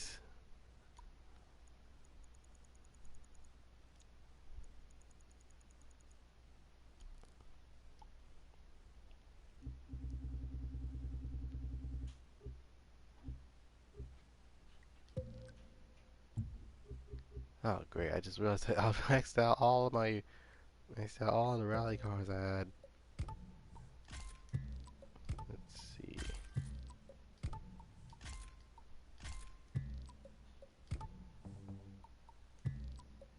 Okay. Oh, I remember now. So in terms of the recent games that actually had checkpoint races, the checkpoints is not one of, if not the most important thing to actually have in a racing game, um, but it's a reminder that unless they try to cut corners throughout the entire thing, they will beat with this message checkpoint missed, and they're like, what? I can't cut the corner? It's like, well, duh, it's a checkpoint. It's not supposed to cut it anyways. Um,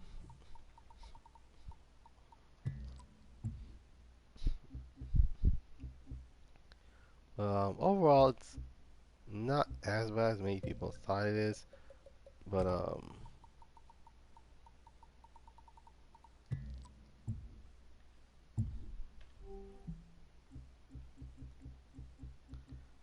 catalog. I need another Maserati. Okay. Hmm.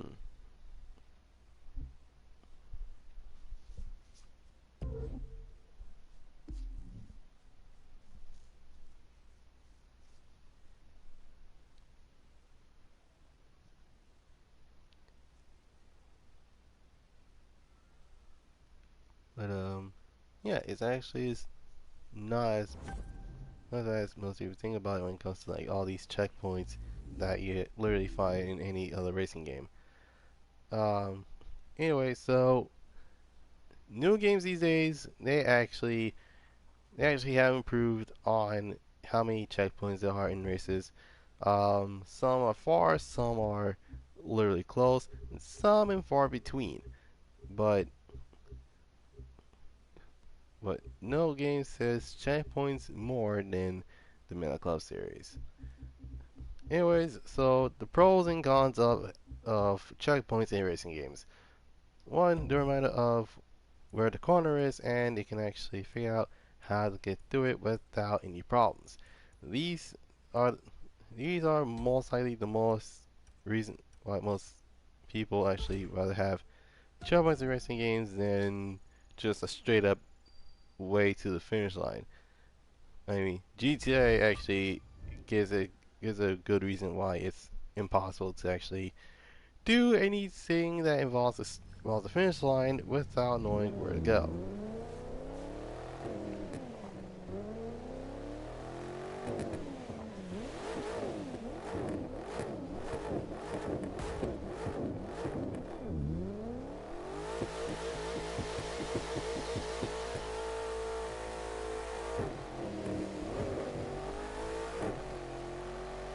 Uh-huh. Anyway, um,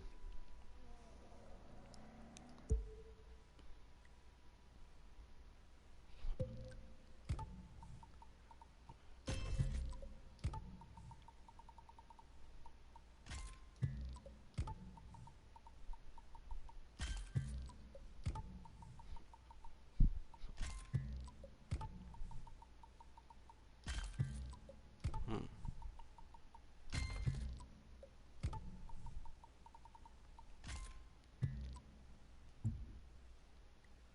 all right. Anyway, so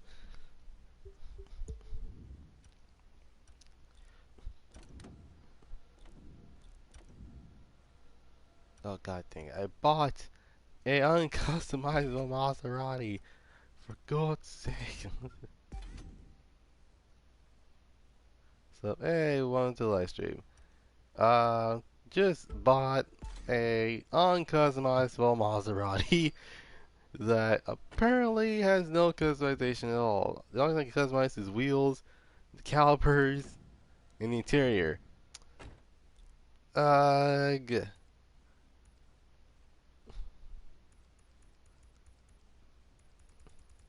I mean, seriously, Maseratis are literally modifiable. Wait, no, I don't think they have blue calipers. I think they have either black, white, red, blue. I don't know.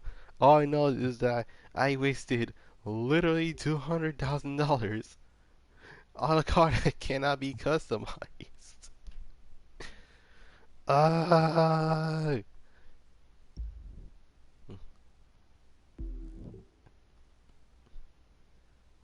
oh my god! I cannot believe I wasted $263,000 on a car that cannot be customized.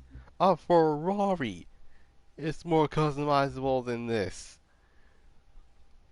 Uh, but those are going for those are going for the collector type mess. Don't do Maserati. Well, you can do Maserati, but just do not pick up the regular version of the Gran Turismo. In fact, I'd rather pick up. Oh my god! Wait, am I still in the? Am I still in the Still near the Oh god. Yeah, I'm still near the headquarters.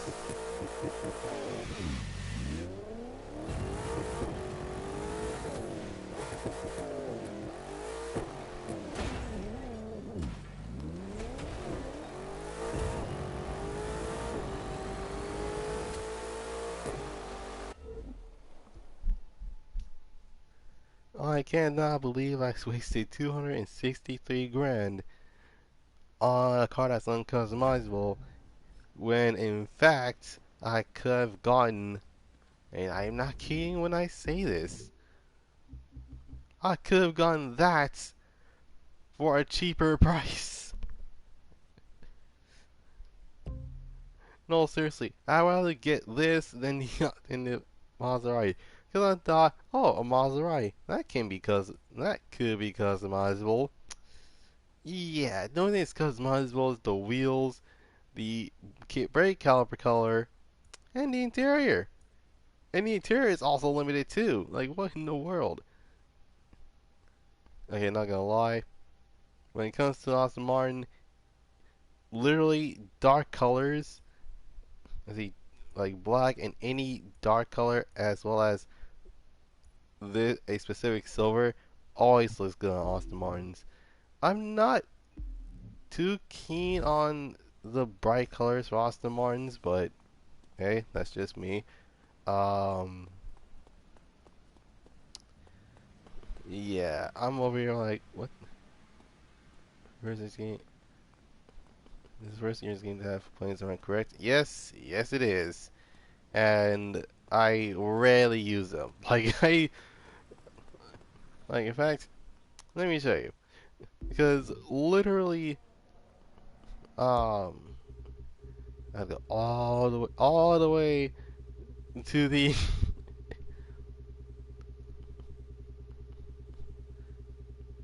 Wait, okay.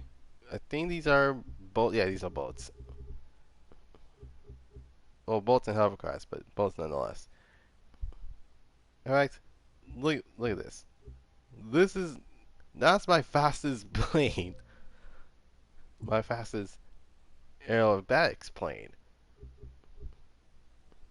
And then yeah, you already know where this is going. I have no need for planes. Like if you want, like, give me a car, I should be fine. Give me a boat, I'm literally afraid of drowning. But give me a plane, I'm basically just diving that mess to the ground. Like, no joke. My God. I mean, then again, I did. Then again, I have. I traveled by plane before. Like it was. It's not bad. Um, Even though the seats could be uncomfortable at at literally sometimes to that point, but nonetheless, it's not as bad as many people think it is. Um, but unfortunately, I had to literally sit in the middle because obviously oh yeah, traveling by plane that totally works, except you stay in the middle. Because no joke, if I'm sitting in the plane, then I'm literally sitting. I'm literally sitting where seeing in the far, seeing in. I'm by far gonna be sitting in the sitting right where the window is.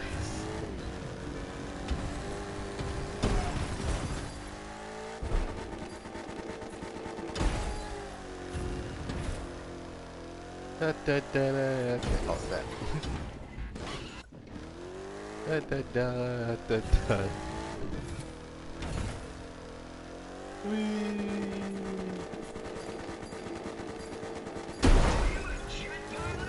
Oh my God.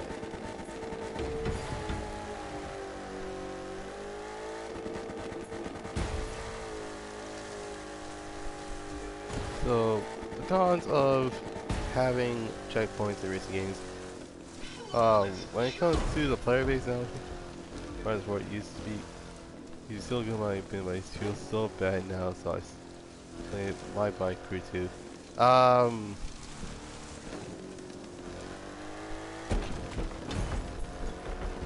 In my opinion, in terms of the Forza Horizon games, even though I didn't play them, I liked 3 the most, even though they don't have any Volkswagens, which is kind of unfortunate. Um, they have some unique cars. Forza Horizon 4, it's literally a gloomy version of Forza Horizon 3, in my opinion. But nonetheless, it's your opinion, and this is also my opinion. Um,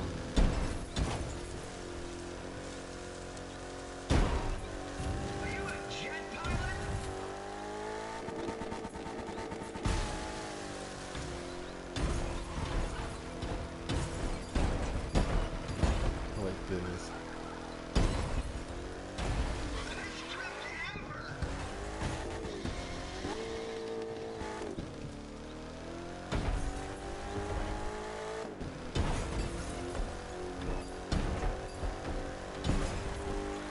It was also the last Star Wars game ever had RB 26 in the Nissan that the Nissans that had it. Okay. Wait, no, I think Forza also has an RB26 in the game. I believe you can swap that to the S15, which, well, you know, is literally the last Sylvia.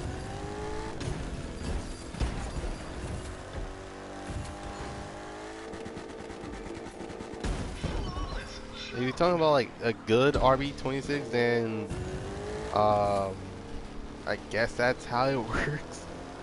Because it doesn't, because literally, I think Forza Horizon 1 is the only Forza Horizon that I know that has literally a screaming RB26 in the game. And my goodness, you will know how that mess screams, because unlike every other game where it's like, Forza Horizon 1, I'm like, Jesus, that mess is godly loud, like, no joke.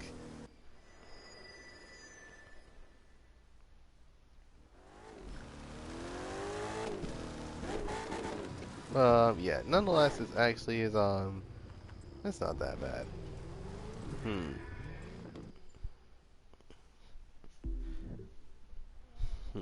Give me a moment. Activities, off-road, photo album. Oh, okay, so what do I need? Mangrove, crocodile, alligator, and on land, doesn't matter, just be careful. Oh my god.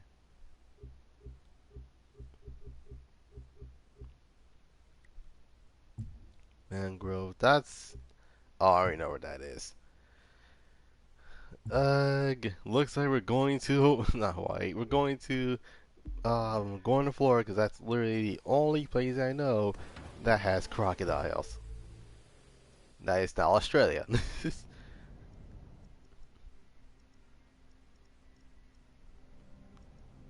Okay, so... Biscayne Bay. Huh. Actually, here's a fun fact. Most people didn't know this, but Biscayne is actually the Chevy Biscayne is named after this bay, which I don't know where that's going, but if it works, it works. But let's see. What's Florida Coast? Man, it's still raining? Wait, no. Gonna travel there. Let's head to HQ. Good lord, because I do not feel like carrying that mess. If the monster truck, I actually gonna be switching out anyways.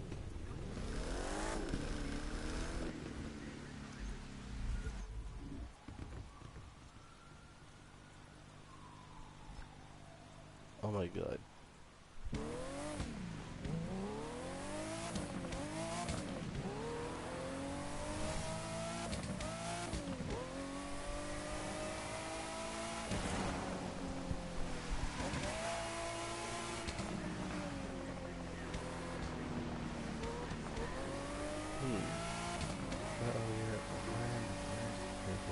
I need to find... I think it's the Everglades is what it's called. You know about? I think there's cops in Crew 2, just like the first one.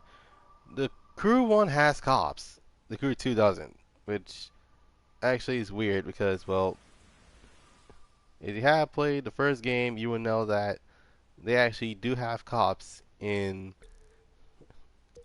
They do have cops in the Crew 1. The Crew 2, you're playing as cops. So, in one of the updates, which, in my opinion, is probably one of the weirdest things to actually get used to. Because, like, okay, so I can actually just speed around no problem.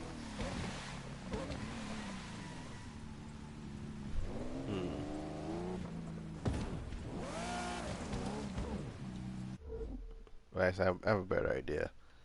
I need to actually change the weather so I can actually, you know, let's see. There, wait, there we go. Just hope clear sky works. Nope, I still hear rain. I still hear the stinking rain. No.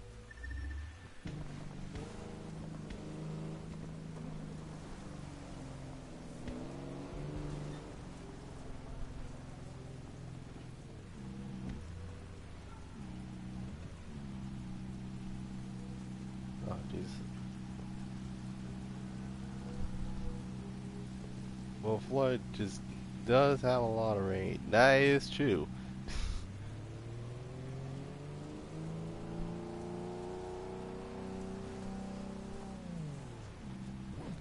Oh, great. Nope, nope, that's gonna drown my car. I need a different vehicle.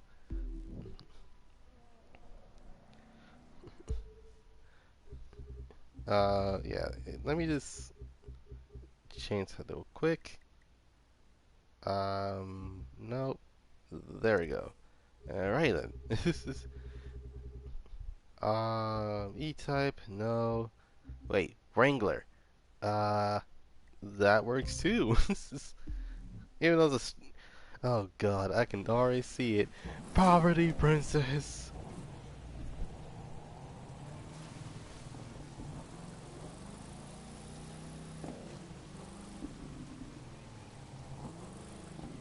I'll be very surprised if I can actually find an alligator around this area.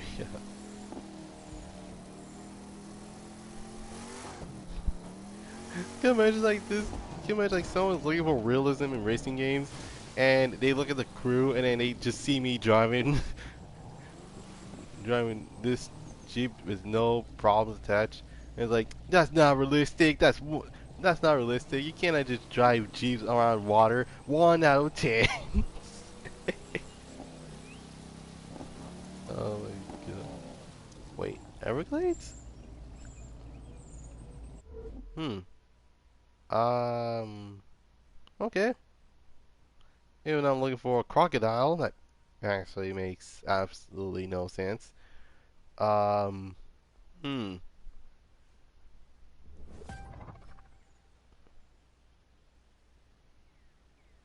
Everglades giant cypress?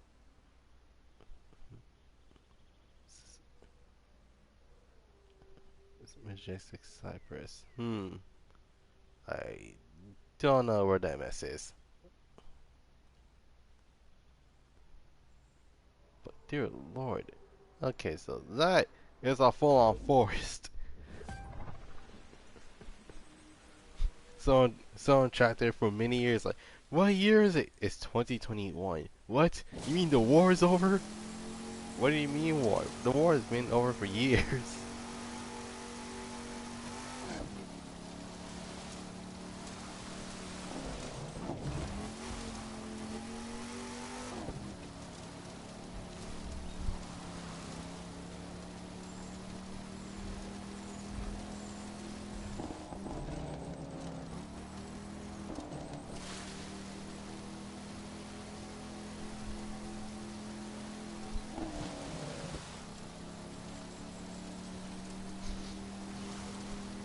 This is probably the funniest thing I've ever done in this entire thing. I actually am glad I bought the Jeep because if I'm going where I have to go, then pretty much yeah, I need like a vehicle that can actually go somewhere without see up the engine. So there's oh nope. Oh no, it was doing so well. Oh my god, I was like, oh man, that was funny. Okay. I'm gonna off-roading go 100 miles an hour in the water. Hmm. That'll be pretty terrifying if you think about it.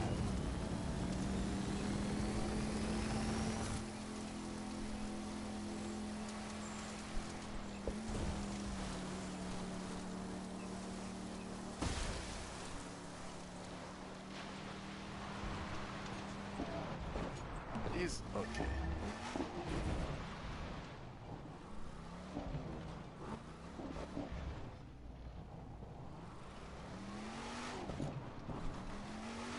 Customization in this game is not bad. It's just that most of the time most of the time the cars in this game have customization in the first game, and then in the second game they actually took it away for some reason. I believe it's because of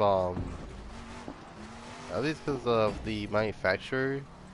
It's like, okay, if you want to add our cars, don't have any customization on your car, on the car that we actually provide you with. It's like, I knew it. Mangrove. Okay. Let's go for. I'm in a Jeep. I should be fine. Just hoping it doesn't chill on the tire when I try to get away.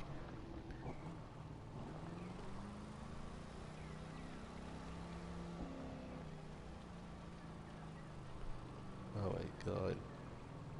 Man, if only I can find an alligator or at least a crocodile, then I should be good.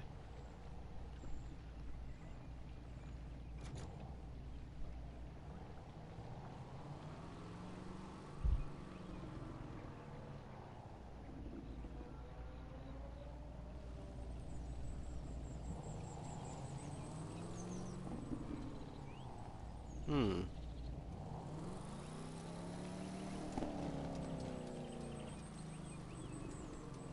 There has to be a crocodile somewhere.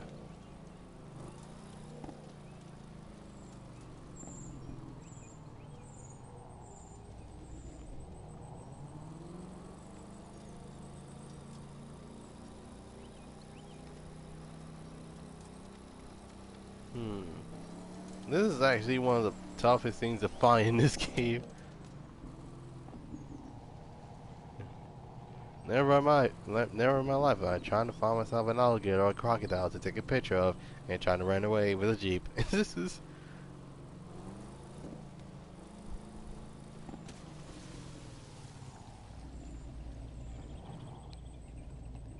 Oh great, this is gonna be.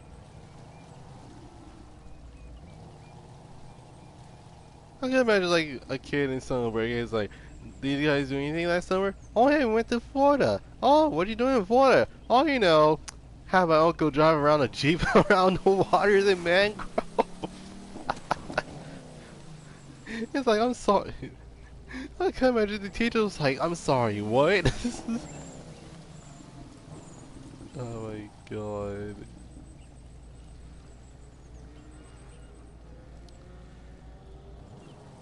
Gotta try not to make sure that I didn't stall the vehicle.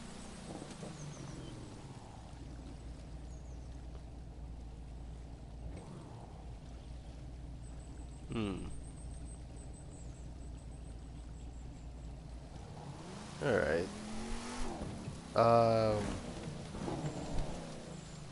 What was I saying? Oh yeah, so the cons of having checkpoints in racing games is that most people will think like, oh my goodness, he's doing the same, everyone's doing checkpoints nowadays. Why can't you just be like free of like whatever you want to do? It's like, because if you're free of doing something, then clearly it's not a circuit race. So unless it's a circuit race, then you're good. If if it's a point-to-point, then you need checkpoints. Because without checkpoints, you'll be lost. Oh wait. Okay. I'm like, wait a minute. Okay, let me see what. Let's see if it's around the area though. That's.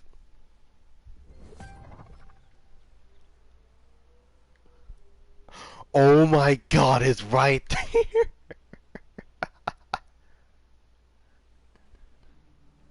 Oh my God! No freaking way!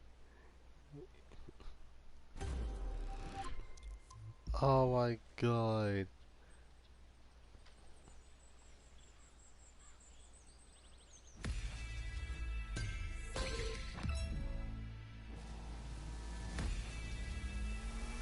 While our photo ops completed. Oh my God!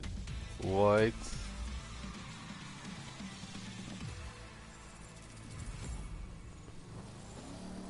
I completed the wildlife. Okay, let me get back to the get back on the street so that way I won't get chopped off by some crocodiles.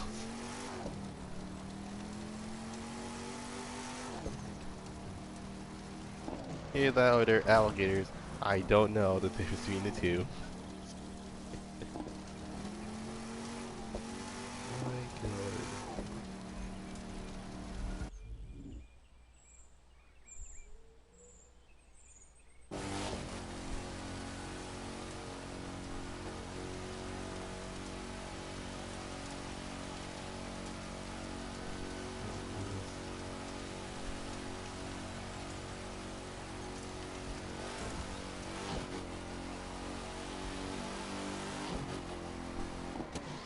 Oh crap.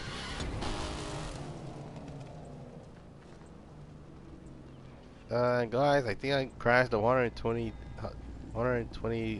grand Dodge Challenger Demon.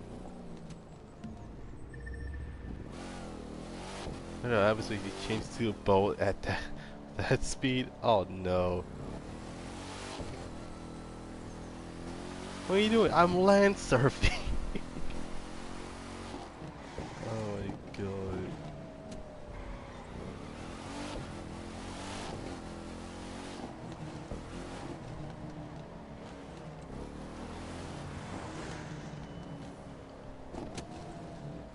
Hmm.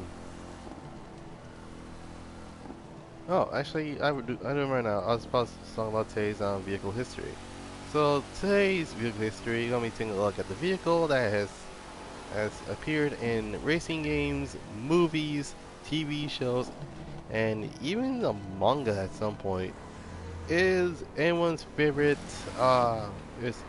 two-seater that a lot of people didn't realize that at some point the predecessor actually being the Skyline. Well, at the time it was the 70s. So today's vehicle history, we're gonna be taking a look at the Mazda.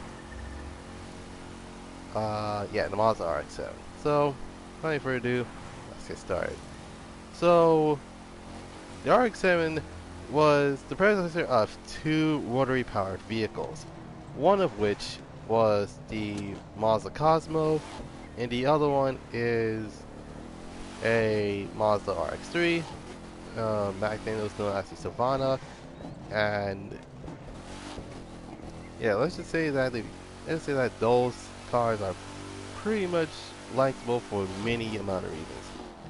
But in the Mazda's case, the Mazda RX-3 originally came with a 1.1 liter rotor, a 1.1 liter two rotor that made a whopping 100 horsepower.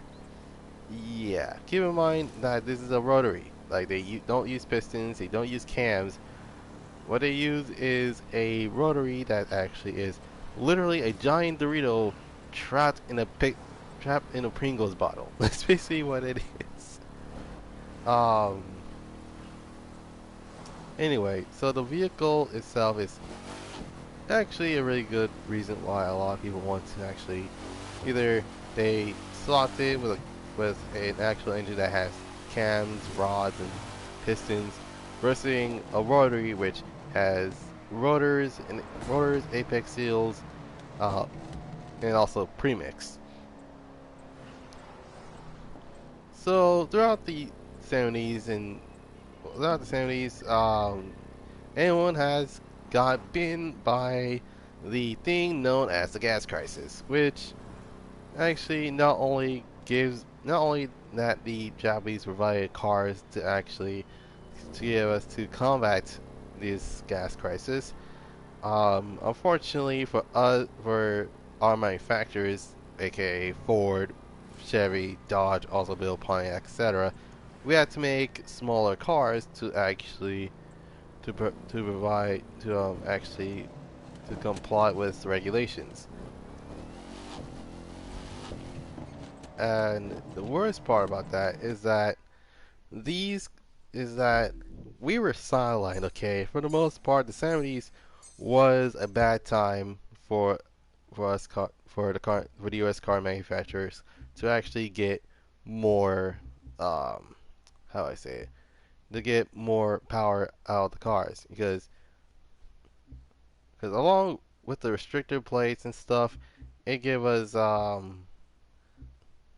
something that we weren't suspecting, and that is, oh yeah, we gotten Civics, and we got, I've gotten Civics, we gotten Datsuns, heck, we even gotten a bunch of cars that we didn't realize that was a thing. Like, heck, even the Europeans gave us cars, and apparently the European cars were more reliable than the cars that we have in the US, which was kind of weird because I guess at the same time, many people don't know how many people actually wanted to get cars like that.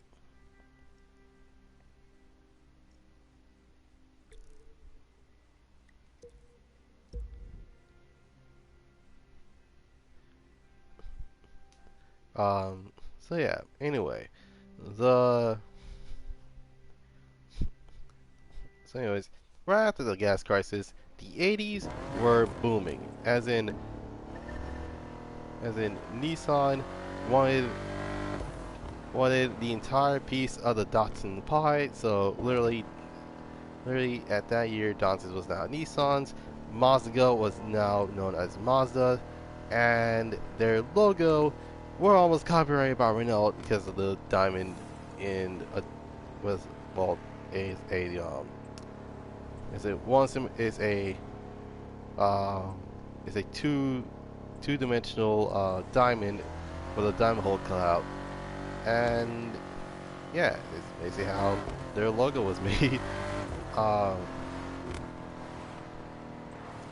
Anyway, so the Mazda RX-7 first came out around the 1970s, well, late 80s, if I'm not mistaken. Wait, no, early 70s, no, not early, late 70s, early 80s, with the SA22, or as many people will know it as the FB. The FB was their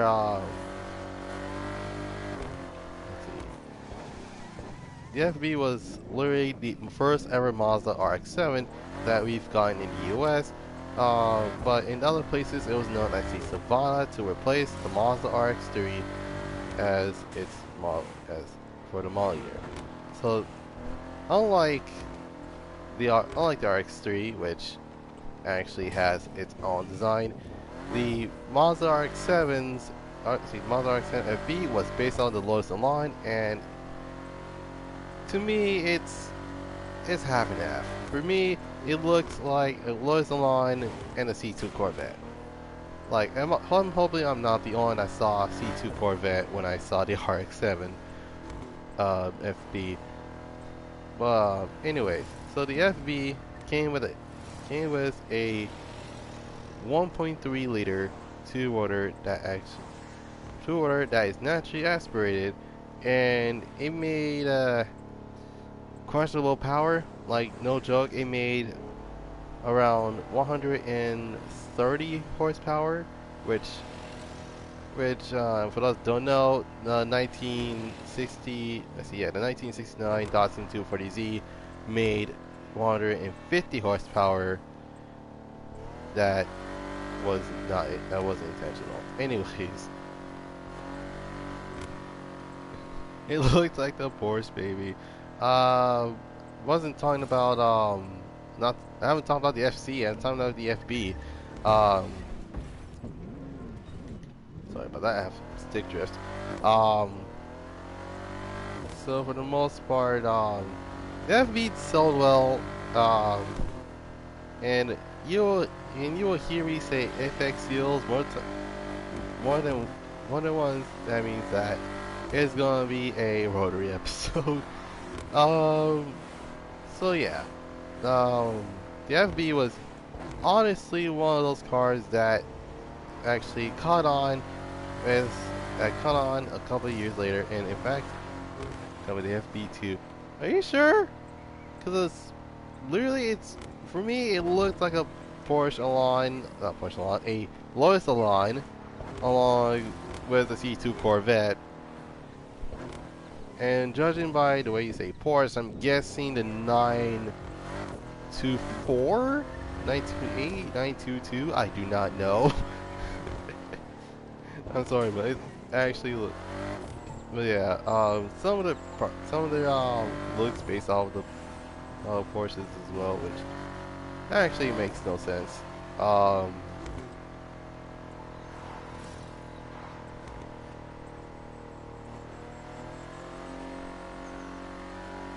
Pick. Oh, he's talking about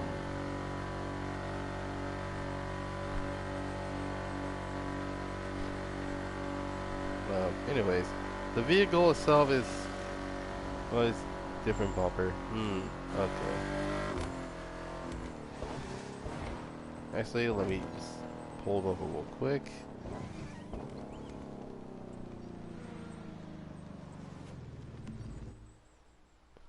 Alright.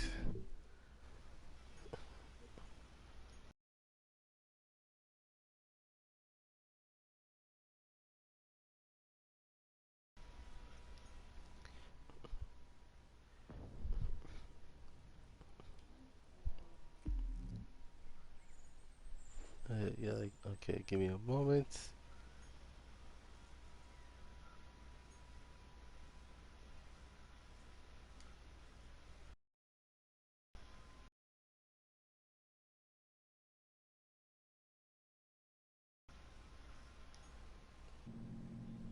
Yeah, still waiting for the picture.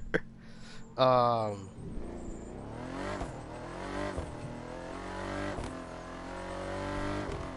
what was I saying? Oh yeah.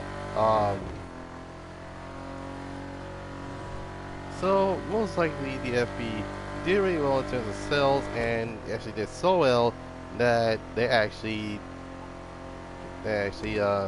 gave it the green light to the Mazda RX-7 FC, was which was obviously based off the 924 and the 944 and the 928, aka every Porsche 92 in the entire era of, well, Porsches. Oh, okay, there we go. Let's see.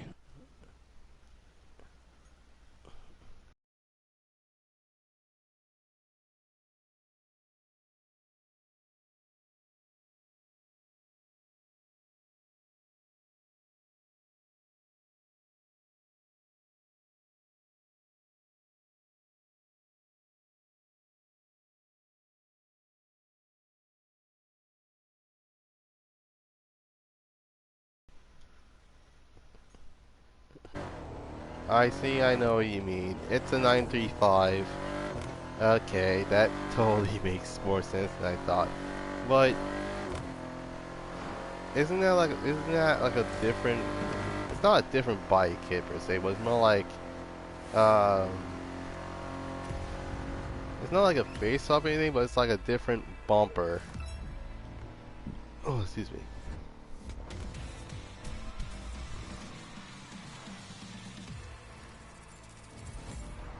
I wonder what a 935 looks like. That isn't a race car. Um. Oh wait, actually, oh my goodness, I completely forgot the success for the FB. The FB actually, um, if you're wondering, it actually competed in rally. Yeah, the nimble rotary engine powered vehicle actually competed in rally, and it's awesome looking. But nonetheless, it's still an RX-7. He'll have going through Apex Seals more times than I go through sandwiches. Anyways, um, so this gives birth to the Mazda RX-7 FC, now based off of the 944, and the rotary just gets better. Now it came with two variants. The Series 4 that actually came with a naturally aspirated 2-rotor, making a whopping 130 horsepower, or, and that's a giant or, you can actually get the Series 5, which came with and it's, oh my goodness, I'm a brain fart over here. Okay, I remember now. It actually came with the Series 5 came with a turbocharged 2-rotor, making around 220 horsepower. And keep in mind, the same year, the 2JZ not 2J, the 1JZ GE made around 220 horsepower. That's naturally aspirated.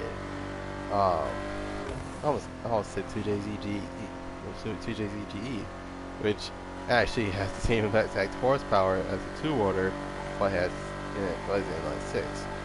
Anyway,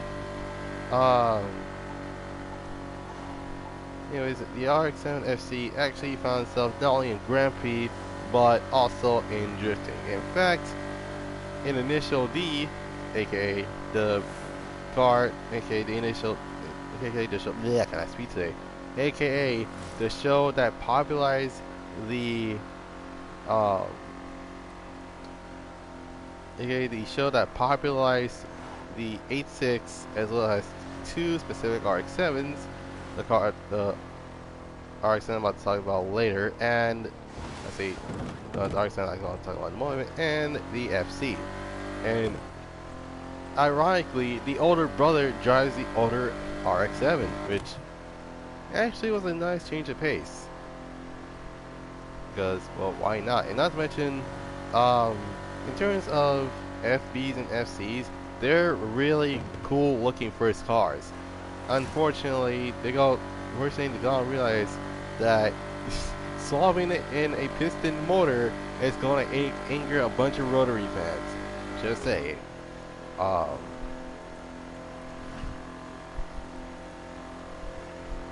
Anyway, the car itself is one of the many vehicles that actually popularized something known as the tuner scene, which, you know, there's a bunch of tuning cars around the US, which was popularized cars because of the Fast and Furious, RX-7s, CRXs, Civics, S14s, S13s, Clipses, 3000 GTs, many and many more.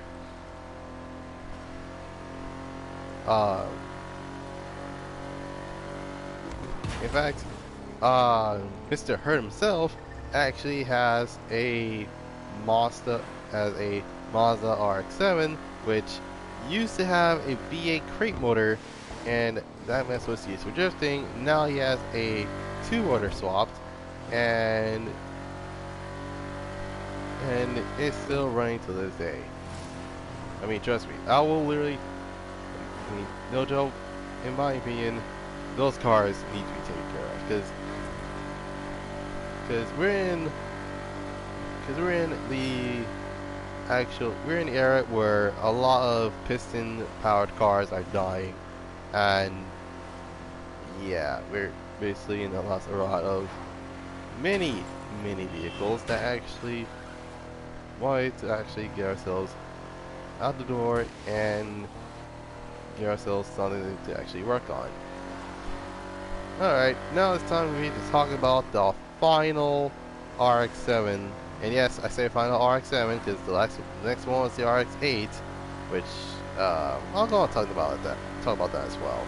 Um, so the Mazda RX-7 FD, as what it's called, um, was a vehicle that was a car that actually came out around 1992 and ended production around, for us, ended production around 95. And then when it comes to Japan and New Zealand, or I say anywhere else, it actually stayed until 2002, which, in my opinion, is probably the reason why the U.S. usually get the short end of the stick. So yeah, for the most part, it's kind of like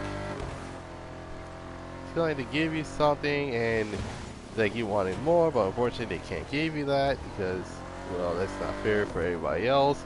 But unfortunately, it's literally that case that makes it where it's like, okay, that's it. Okay, why are we doing that getting like sidelined here? Like, come on now. And sorry, Bentley, but this is besides the point.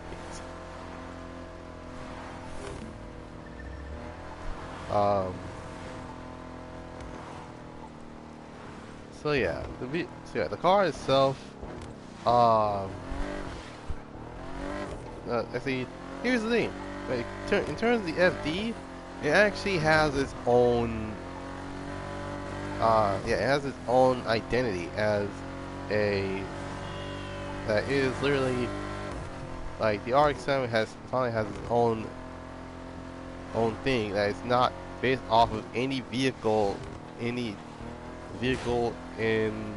shape of a European sports car. No, it actually has its own identity. And keep in mind that this was around 1992, and literally in 1992 there was a thing known, and this is gonna be the most important thing that you should all know about. It is known as the Gentleman's Agreement. And the Gentleman's Agreement, they cannot make cars that are over 276 horsepower. But they give us a chance to actually, modify the absolute max out of the cars, and it's like, oh yeah, we're actually, yeah, so that makes sense. But nonetheless, it's not that bad of an idea if you think about it. Well, yeah, what actually makes the RX-7 interesting is that not only they kept the pop-up headlights, but the RX-7 actually came with dark tinted taillights, and most people didn't realize that the RX-7 has tinted taillights until they look at the rear. It's like, why is the taillights tinted? Like, you already tinted the taillights? Like, no, it already came like that. It's like, wait, seriously? It literally came like that? It's like, yeah. And then you press the brake button and it actually flashes as a regular light does. Nowadays the RX-7 actually has some really good aftermarket support. So that includes body kits, lights, paints. Well, does paint count as? I don't think paint counts. Let's see. Lights, neon, subwoofers, amplifiers, anything under the sun. Just don't put hydraulics on it. I beg you guys, please. Anyways,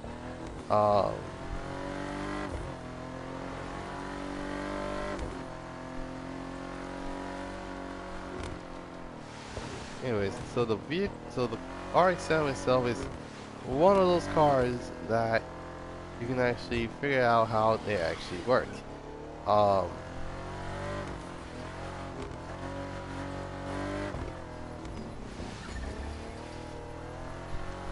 So in terms of the motorsport, you can find this car. Um, you can find this car tearing up tracks around the world, including and not limited to Grand Prix, Le Mans, uh, yeah, Grand Prix, Le Mans, um, D1G1, Formula D, um,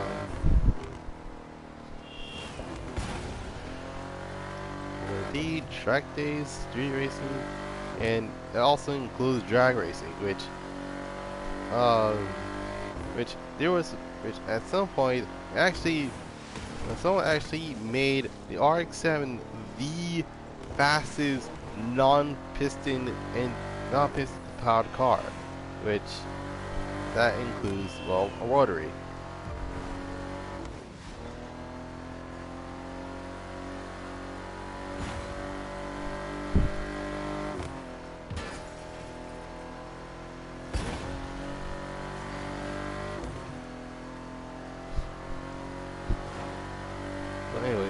So anyways, vehicles themselves are pretty self-explanatory. It actually has, so the RX-7 actually came with, once again, a 1.3 liter two-rotor that actually made 255 horsepower. That's a lot more than most people thought it has.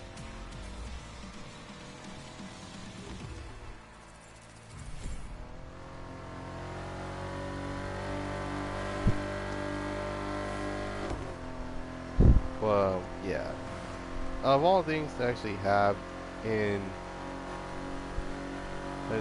most RX-7s, a lot of people swapping mini engines. It also includes more rotary engines. For example, Rob Dom has two RX-7s that one of them has a 3-rotor and the other one has the infamous 787B 2.6 liter 2.6 liter 4-rotor that made around 1200 horsepower, my mistake. But when it comes to the when it comes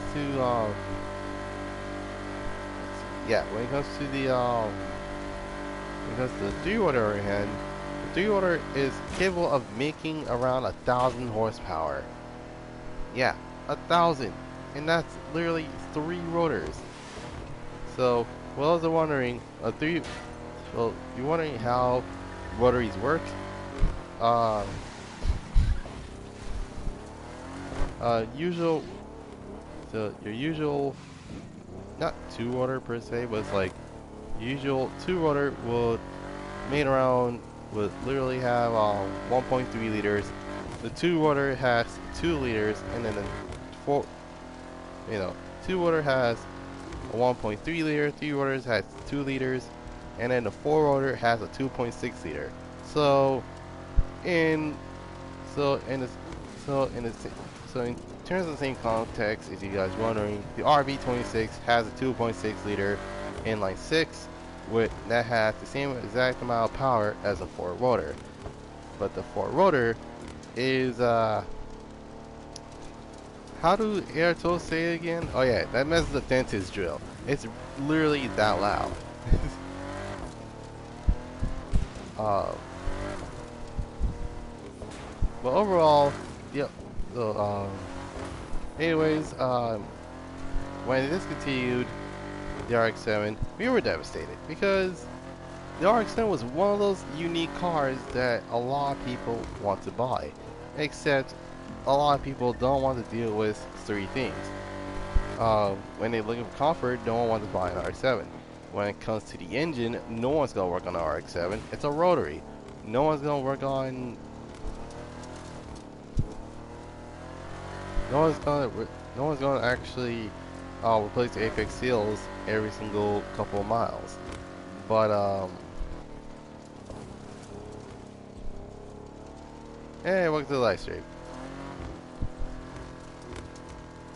And as you can see, I am off-roading in a Bentley, which, keep in mind, this is a $1.5 million car, if I remember correctly. So, I was just hoping that this mess actually washes off.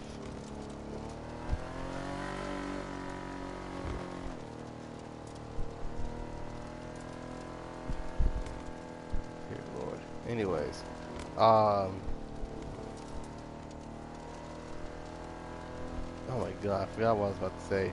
Oh, I remember now. So the reason why I started this game 2 weeks ago. Oh, nice. If you want an idea, if you're going for like the icons, what do not buy the Camaro ZL1, because the ZL1 you can actually get the car for free if you end up going to icon level 100, which is not that hard to get to.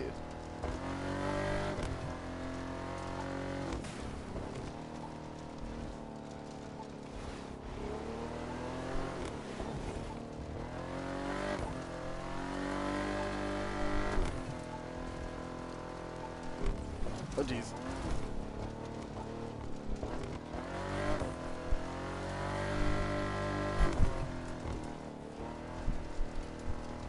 Because I think like a lot of people made a mistake, and I think like right now I think people already know about this car. Thank you. Unfortunately, I'm off-roading a Bentley, which literally is not built for this type of terrain. And I think it's rear-wheel drive. I can't remember. And I believe that's a street over there. Oh jeez. Oh no. Oh no. Okay. Oh jeez. Okay, I need to be careful with this car.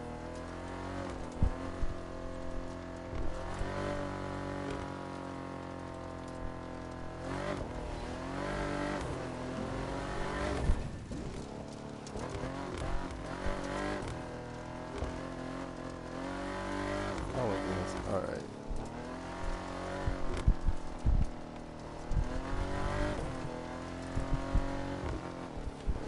How long have I been playing? I had this game since 2019?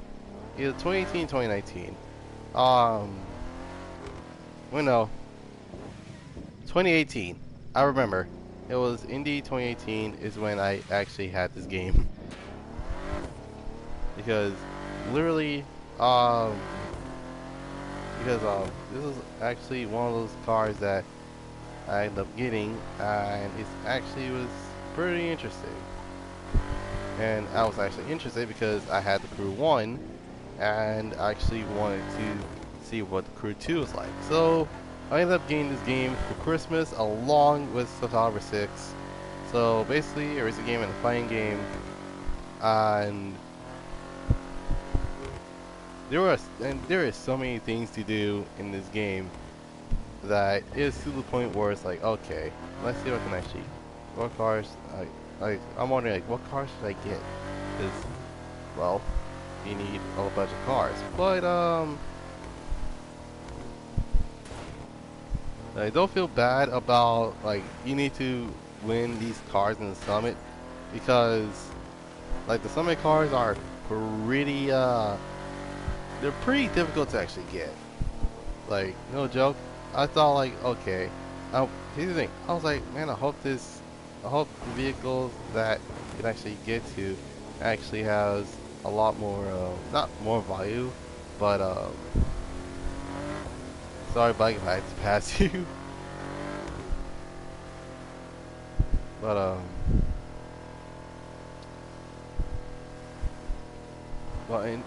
in all the cases, those type of cars are,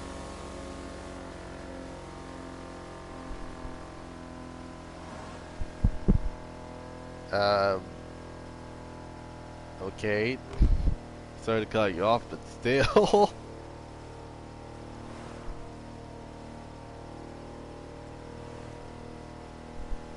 Now you're wondering why I'm going. I'm going from all the way from Miami all the way to Seattle. And I'm basically, I believe I'm going the wrong way because I do not know where I'm going.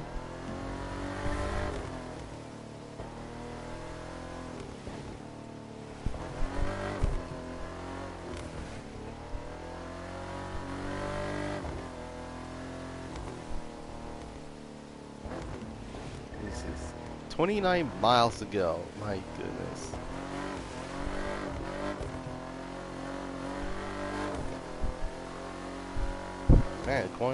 Man, along with that entire off-roading route, which wasn't really planned.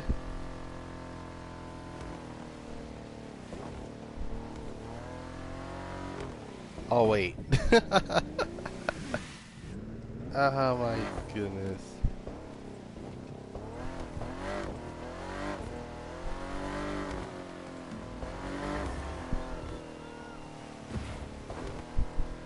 It's a good thing there's a detour, otherwise I'll be like, man, can't believe this. Ah, Greg, off topic.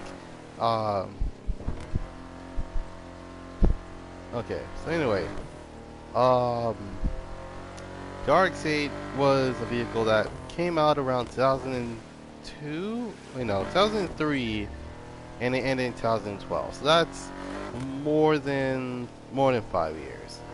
And the reason why most, if not all rotary fans were a particular fan of the RX-8, because not only that is the first actually aspirated Mazda in a long while, but the car just has reliability issues. Actually, in fact, the first gen RX-8s actually has a bunch of engine fires, and yeah, most people wondering the reason why no one likes the RX-8 is because they not only plague with the reliability issues, but the fact that but it's also the styling on the car. As in, oh, you wanted a coupe or a four-door? It's like, well, we want both. It's like, okay, here's this.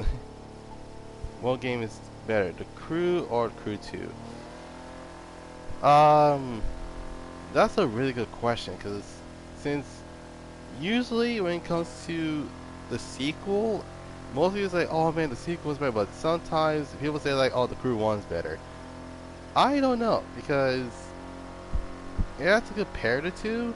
The first one has cops, but the Crew 2 has more cars, as well as more events to do. And not to mention, it's updated every single year.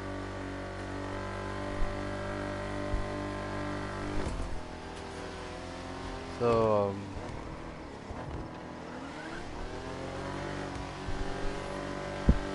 that includes like the takedowns and the stunt races, and there's many others. But hey, biker, this is a $1.5 million Bentley. For God's sake. Ay, ay, ay, ay. I'm trying to drive from one part of the country to another in a very expensive Bentley. I believe 22 of these were made. Wait, dang it, wait. So what was I saying? Oh yeah. So to answer your question, I don't know, because I played both. I liked both of them, but one game has one thing, and then the other game has another thing. So like, one hand I don't have to buy a second-hand vehicle just to get to new races, but on the other hand, I enjoy the cop chases and let's see. So okay, cool. Uh,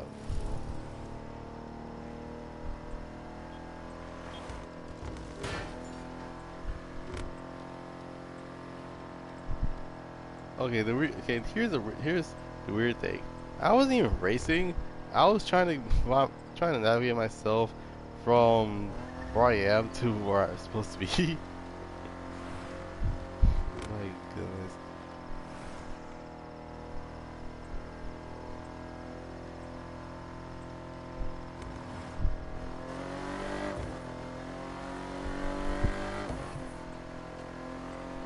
But if you want to check out my Let's Play of the Crew 1, it's in the channel.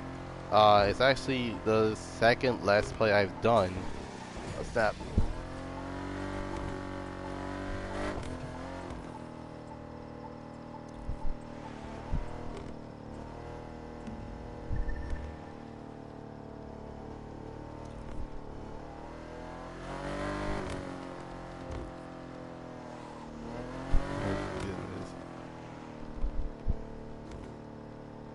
Shiro, I do not want to race you. I'm trying to literally trying to literally drive from one part of the country to the other. And the only thing this car is missing is the roof. But the car looks too good to be needing a roof. Oh my god. What was I saying? So, literally, so in terms of like, in terms of the series, the first gen RX-7, known as Series 9, actually came with a naturally aspirated, came with a Mazda Remesis motor that made around a good portion of 190-ish horsepower, and it had 200 pound-feet of torque, which is not bad, but it's a four-door rotary type of vehicle.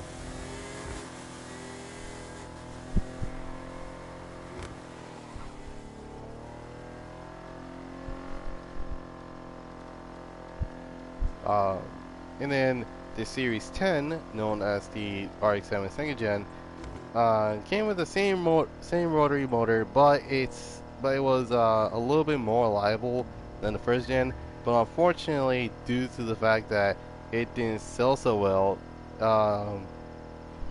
the RX-8, along with the rotary feature, has discontinued around 2012. But there is a silver lining. There was a concept of the RX Vision, which ironically will be known as the RX-9, which, you know, sounds interesting. But yeah. So what was I wondering? What kind of people? So what was I wondering? What kind of customization do a lot of people do these RX-7s? Well, it mainly has to do with not only the body, but the engine as well. A lot of people, either they swap in a bigger rotary motor, like a 3-liter that's that is a 2-liter, or a 4 that is 4.6 liter, and then you got those people that rather swap in a V8, and I kid you not, a V8 making around usually it's a V8 which is usually a LS or a Coyote motor, and heck, they even swap in some Japanese motors like a 2J or an RB. And well, nowadays a lot of people actually case swap these cars. And for those that are wondering, what the heck's a case swap? Well, case swapping is basically swapping a K24 from a Honda Civic Type R or something similar to it. And not only that it's ridiculously reliable, it's almost close to a Mazda RX-7 motor, which, well, it wouldn't make any sense. So, yeah, that was the history. That's the vehicle history behind the Mazda RX-7 plus the RX-8 and the RX-3. But nonetheless, it's pretty interesting. I mean, if I had to have, oh, and also, okay, let me go back. Let me go back a couple of segments ago when I was talking about the FDRX7. Yeah, there's a lot of reasons why a lot of people buy an RX-7, and one of these reasons is because of the. Hey, welcome to the live stream. What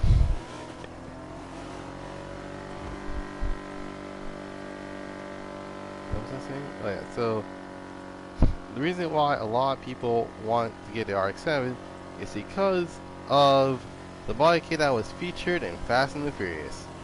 And no, I'm not kidding when I say this, but but a lot of people wanted the Veilside Fortune Mazda RX-7, which is not that bad. It's not, yeah, it's not bad looking. It's just that it's a heavy body kit. In fact, the movie variant of the car made 305 horsepower, which that's weird. Like 305 horsepower? That's not that much.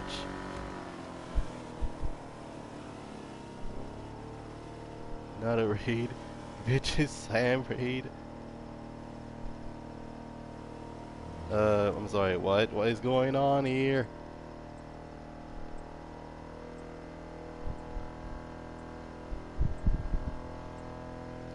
Okay, it's funny how literally I'm not even like racing, I'm just cruising at 54, 55 miles an hour. And this dude right. Oh my god, this is too funny. There being AIs. What in the world is going on here?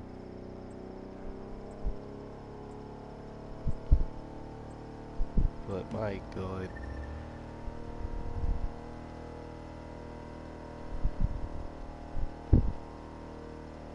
It's vintage. Vintage rate? Okay, I do not know. What in the world?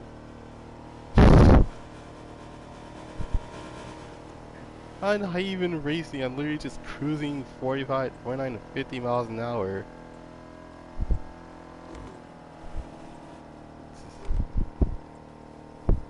Can I enjoy? I'm about to end the live stream, so I'm end the live streams very soon because I've literally been streaming this game for like 3 hours straight, and I have not eaten anything yet. So let's see. Wait, what time is it? Oh yeah, I definitely haven't eaten anything yet.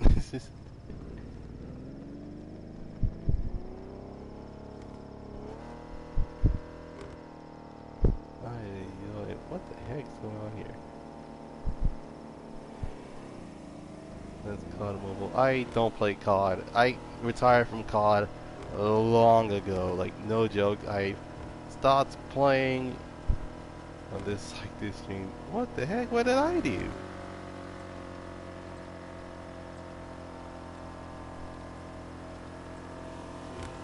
It's goated. I actually had first time I played it, I was like, I'm not gonna get into it. Like, I stopped playing COD right after Black Ops 3. Like,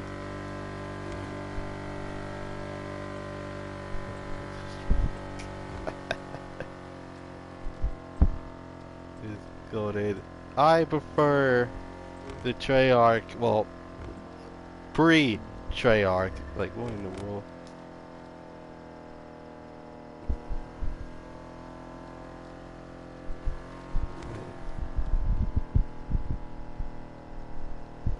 Add you.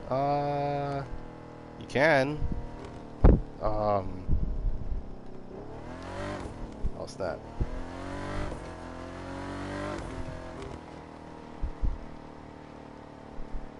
Then again, how's the crew to experience? Um, Throughout the many years that I've played this game for, uh, it actually is not a, it's not that bad. Let's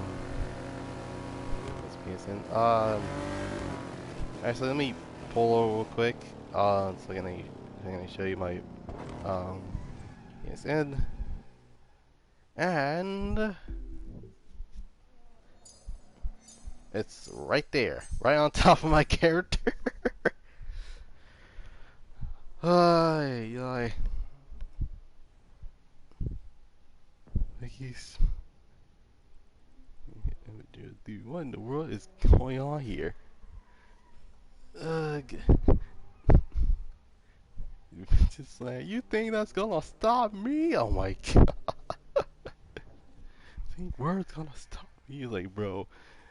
He was like, well, I don't know what I don't know what you guys just did, but literally just triggered Nightbot so much that he's like, you think that's gonna stop me?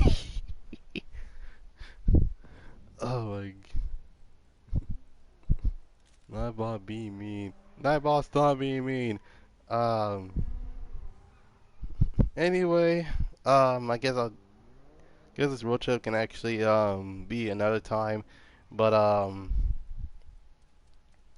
actually do have an idea on what to do with this game because there are a lot of cars in this game and um yeah, it's not that bad. Now what was I saying? Um. Anyway, that'll be it for now. Hope you guys enjoyed this live stream. Leave a like, subscribe, comment down below what you want to see next. You can follow me on Instagram at Goddrifter247sun Productions. You can follow me on Twitter at GD247S. You can check out my Discord at Goddrifter247sun Productions Garage Museum. And last but certainly not least, Wednesdays is usually when I do a Let's Play. So you guys can choose between the Let's Play of um, Guilty Gear Zerd Round 2 or Zerd Rev 2. I don't know how this pronounce. I don't know how this actually goes. Or you can, or you can actually say part, or you can actually pick Virtua Fighter, which is another funny game to actually like to do a let's play on. The first time actually did pretty. The first episode did pretty well. I think of doing Virtua Fighter again, but it depends on you guys. So anyway, hope you guys have a dope Tuesday, and I'll see you guys next time. Oh, actually, wait. Can you get COD mobile stream? I do not have COD mobile. I literally have no space for it. So there's that. Um, now what was I saying? Oh yeah. This is God. Anyways, hope you guys have a dope Tuesday. This is God to sign off. And I'll see you guys next time. Peace.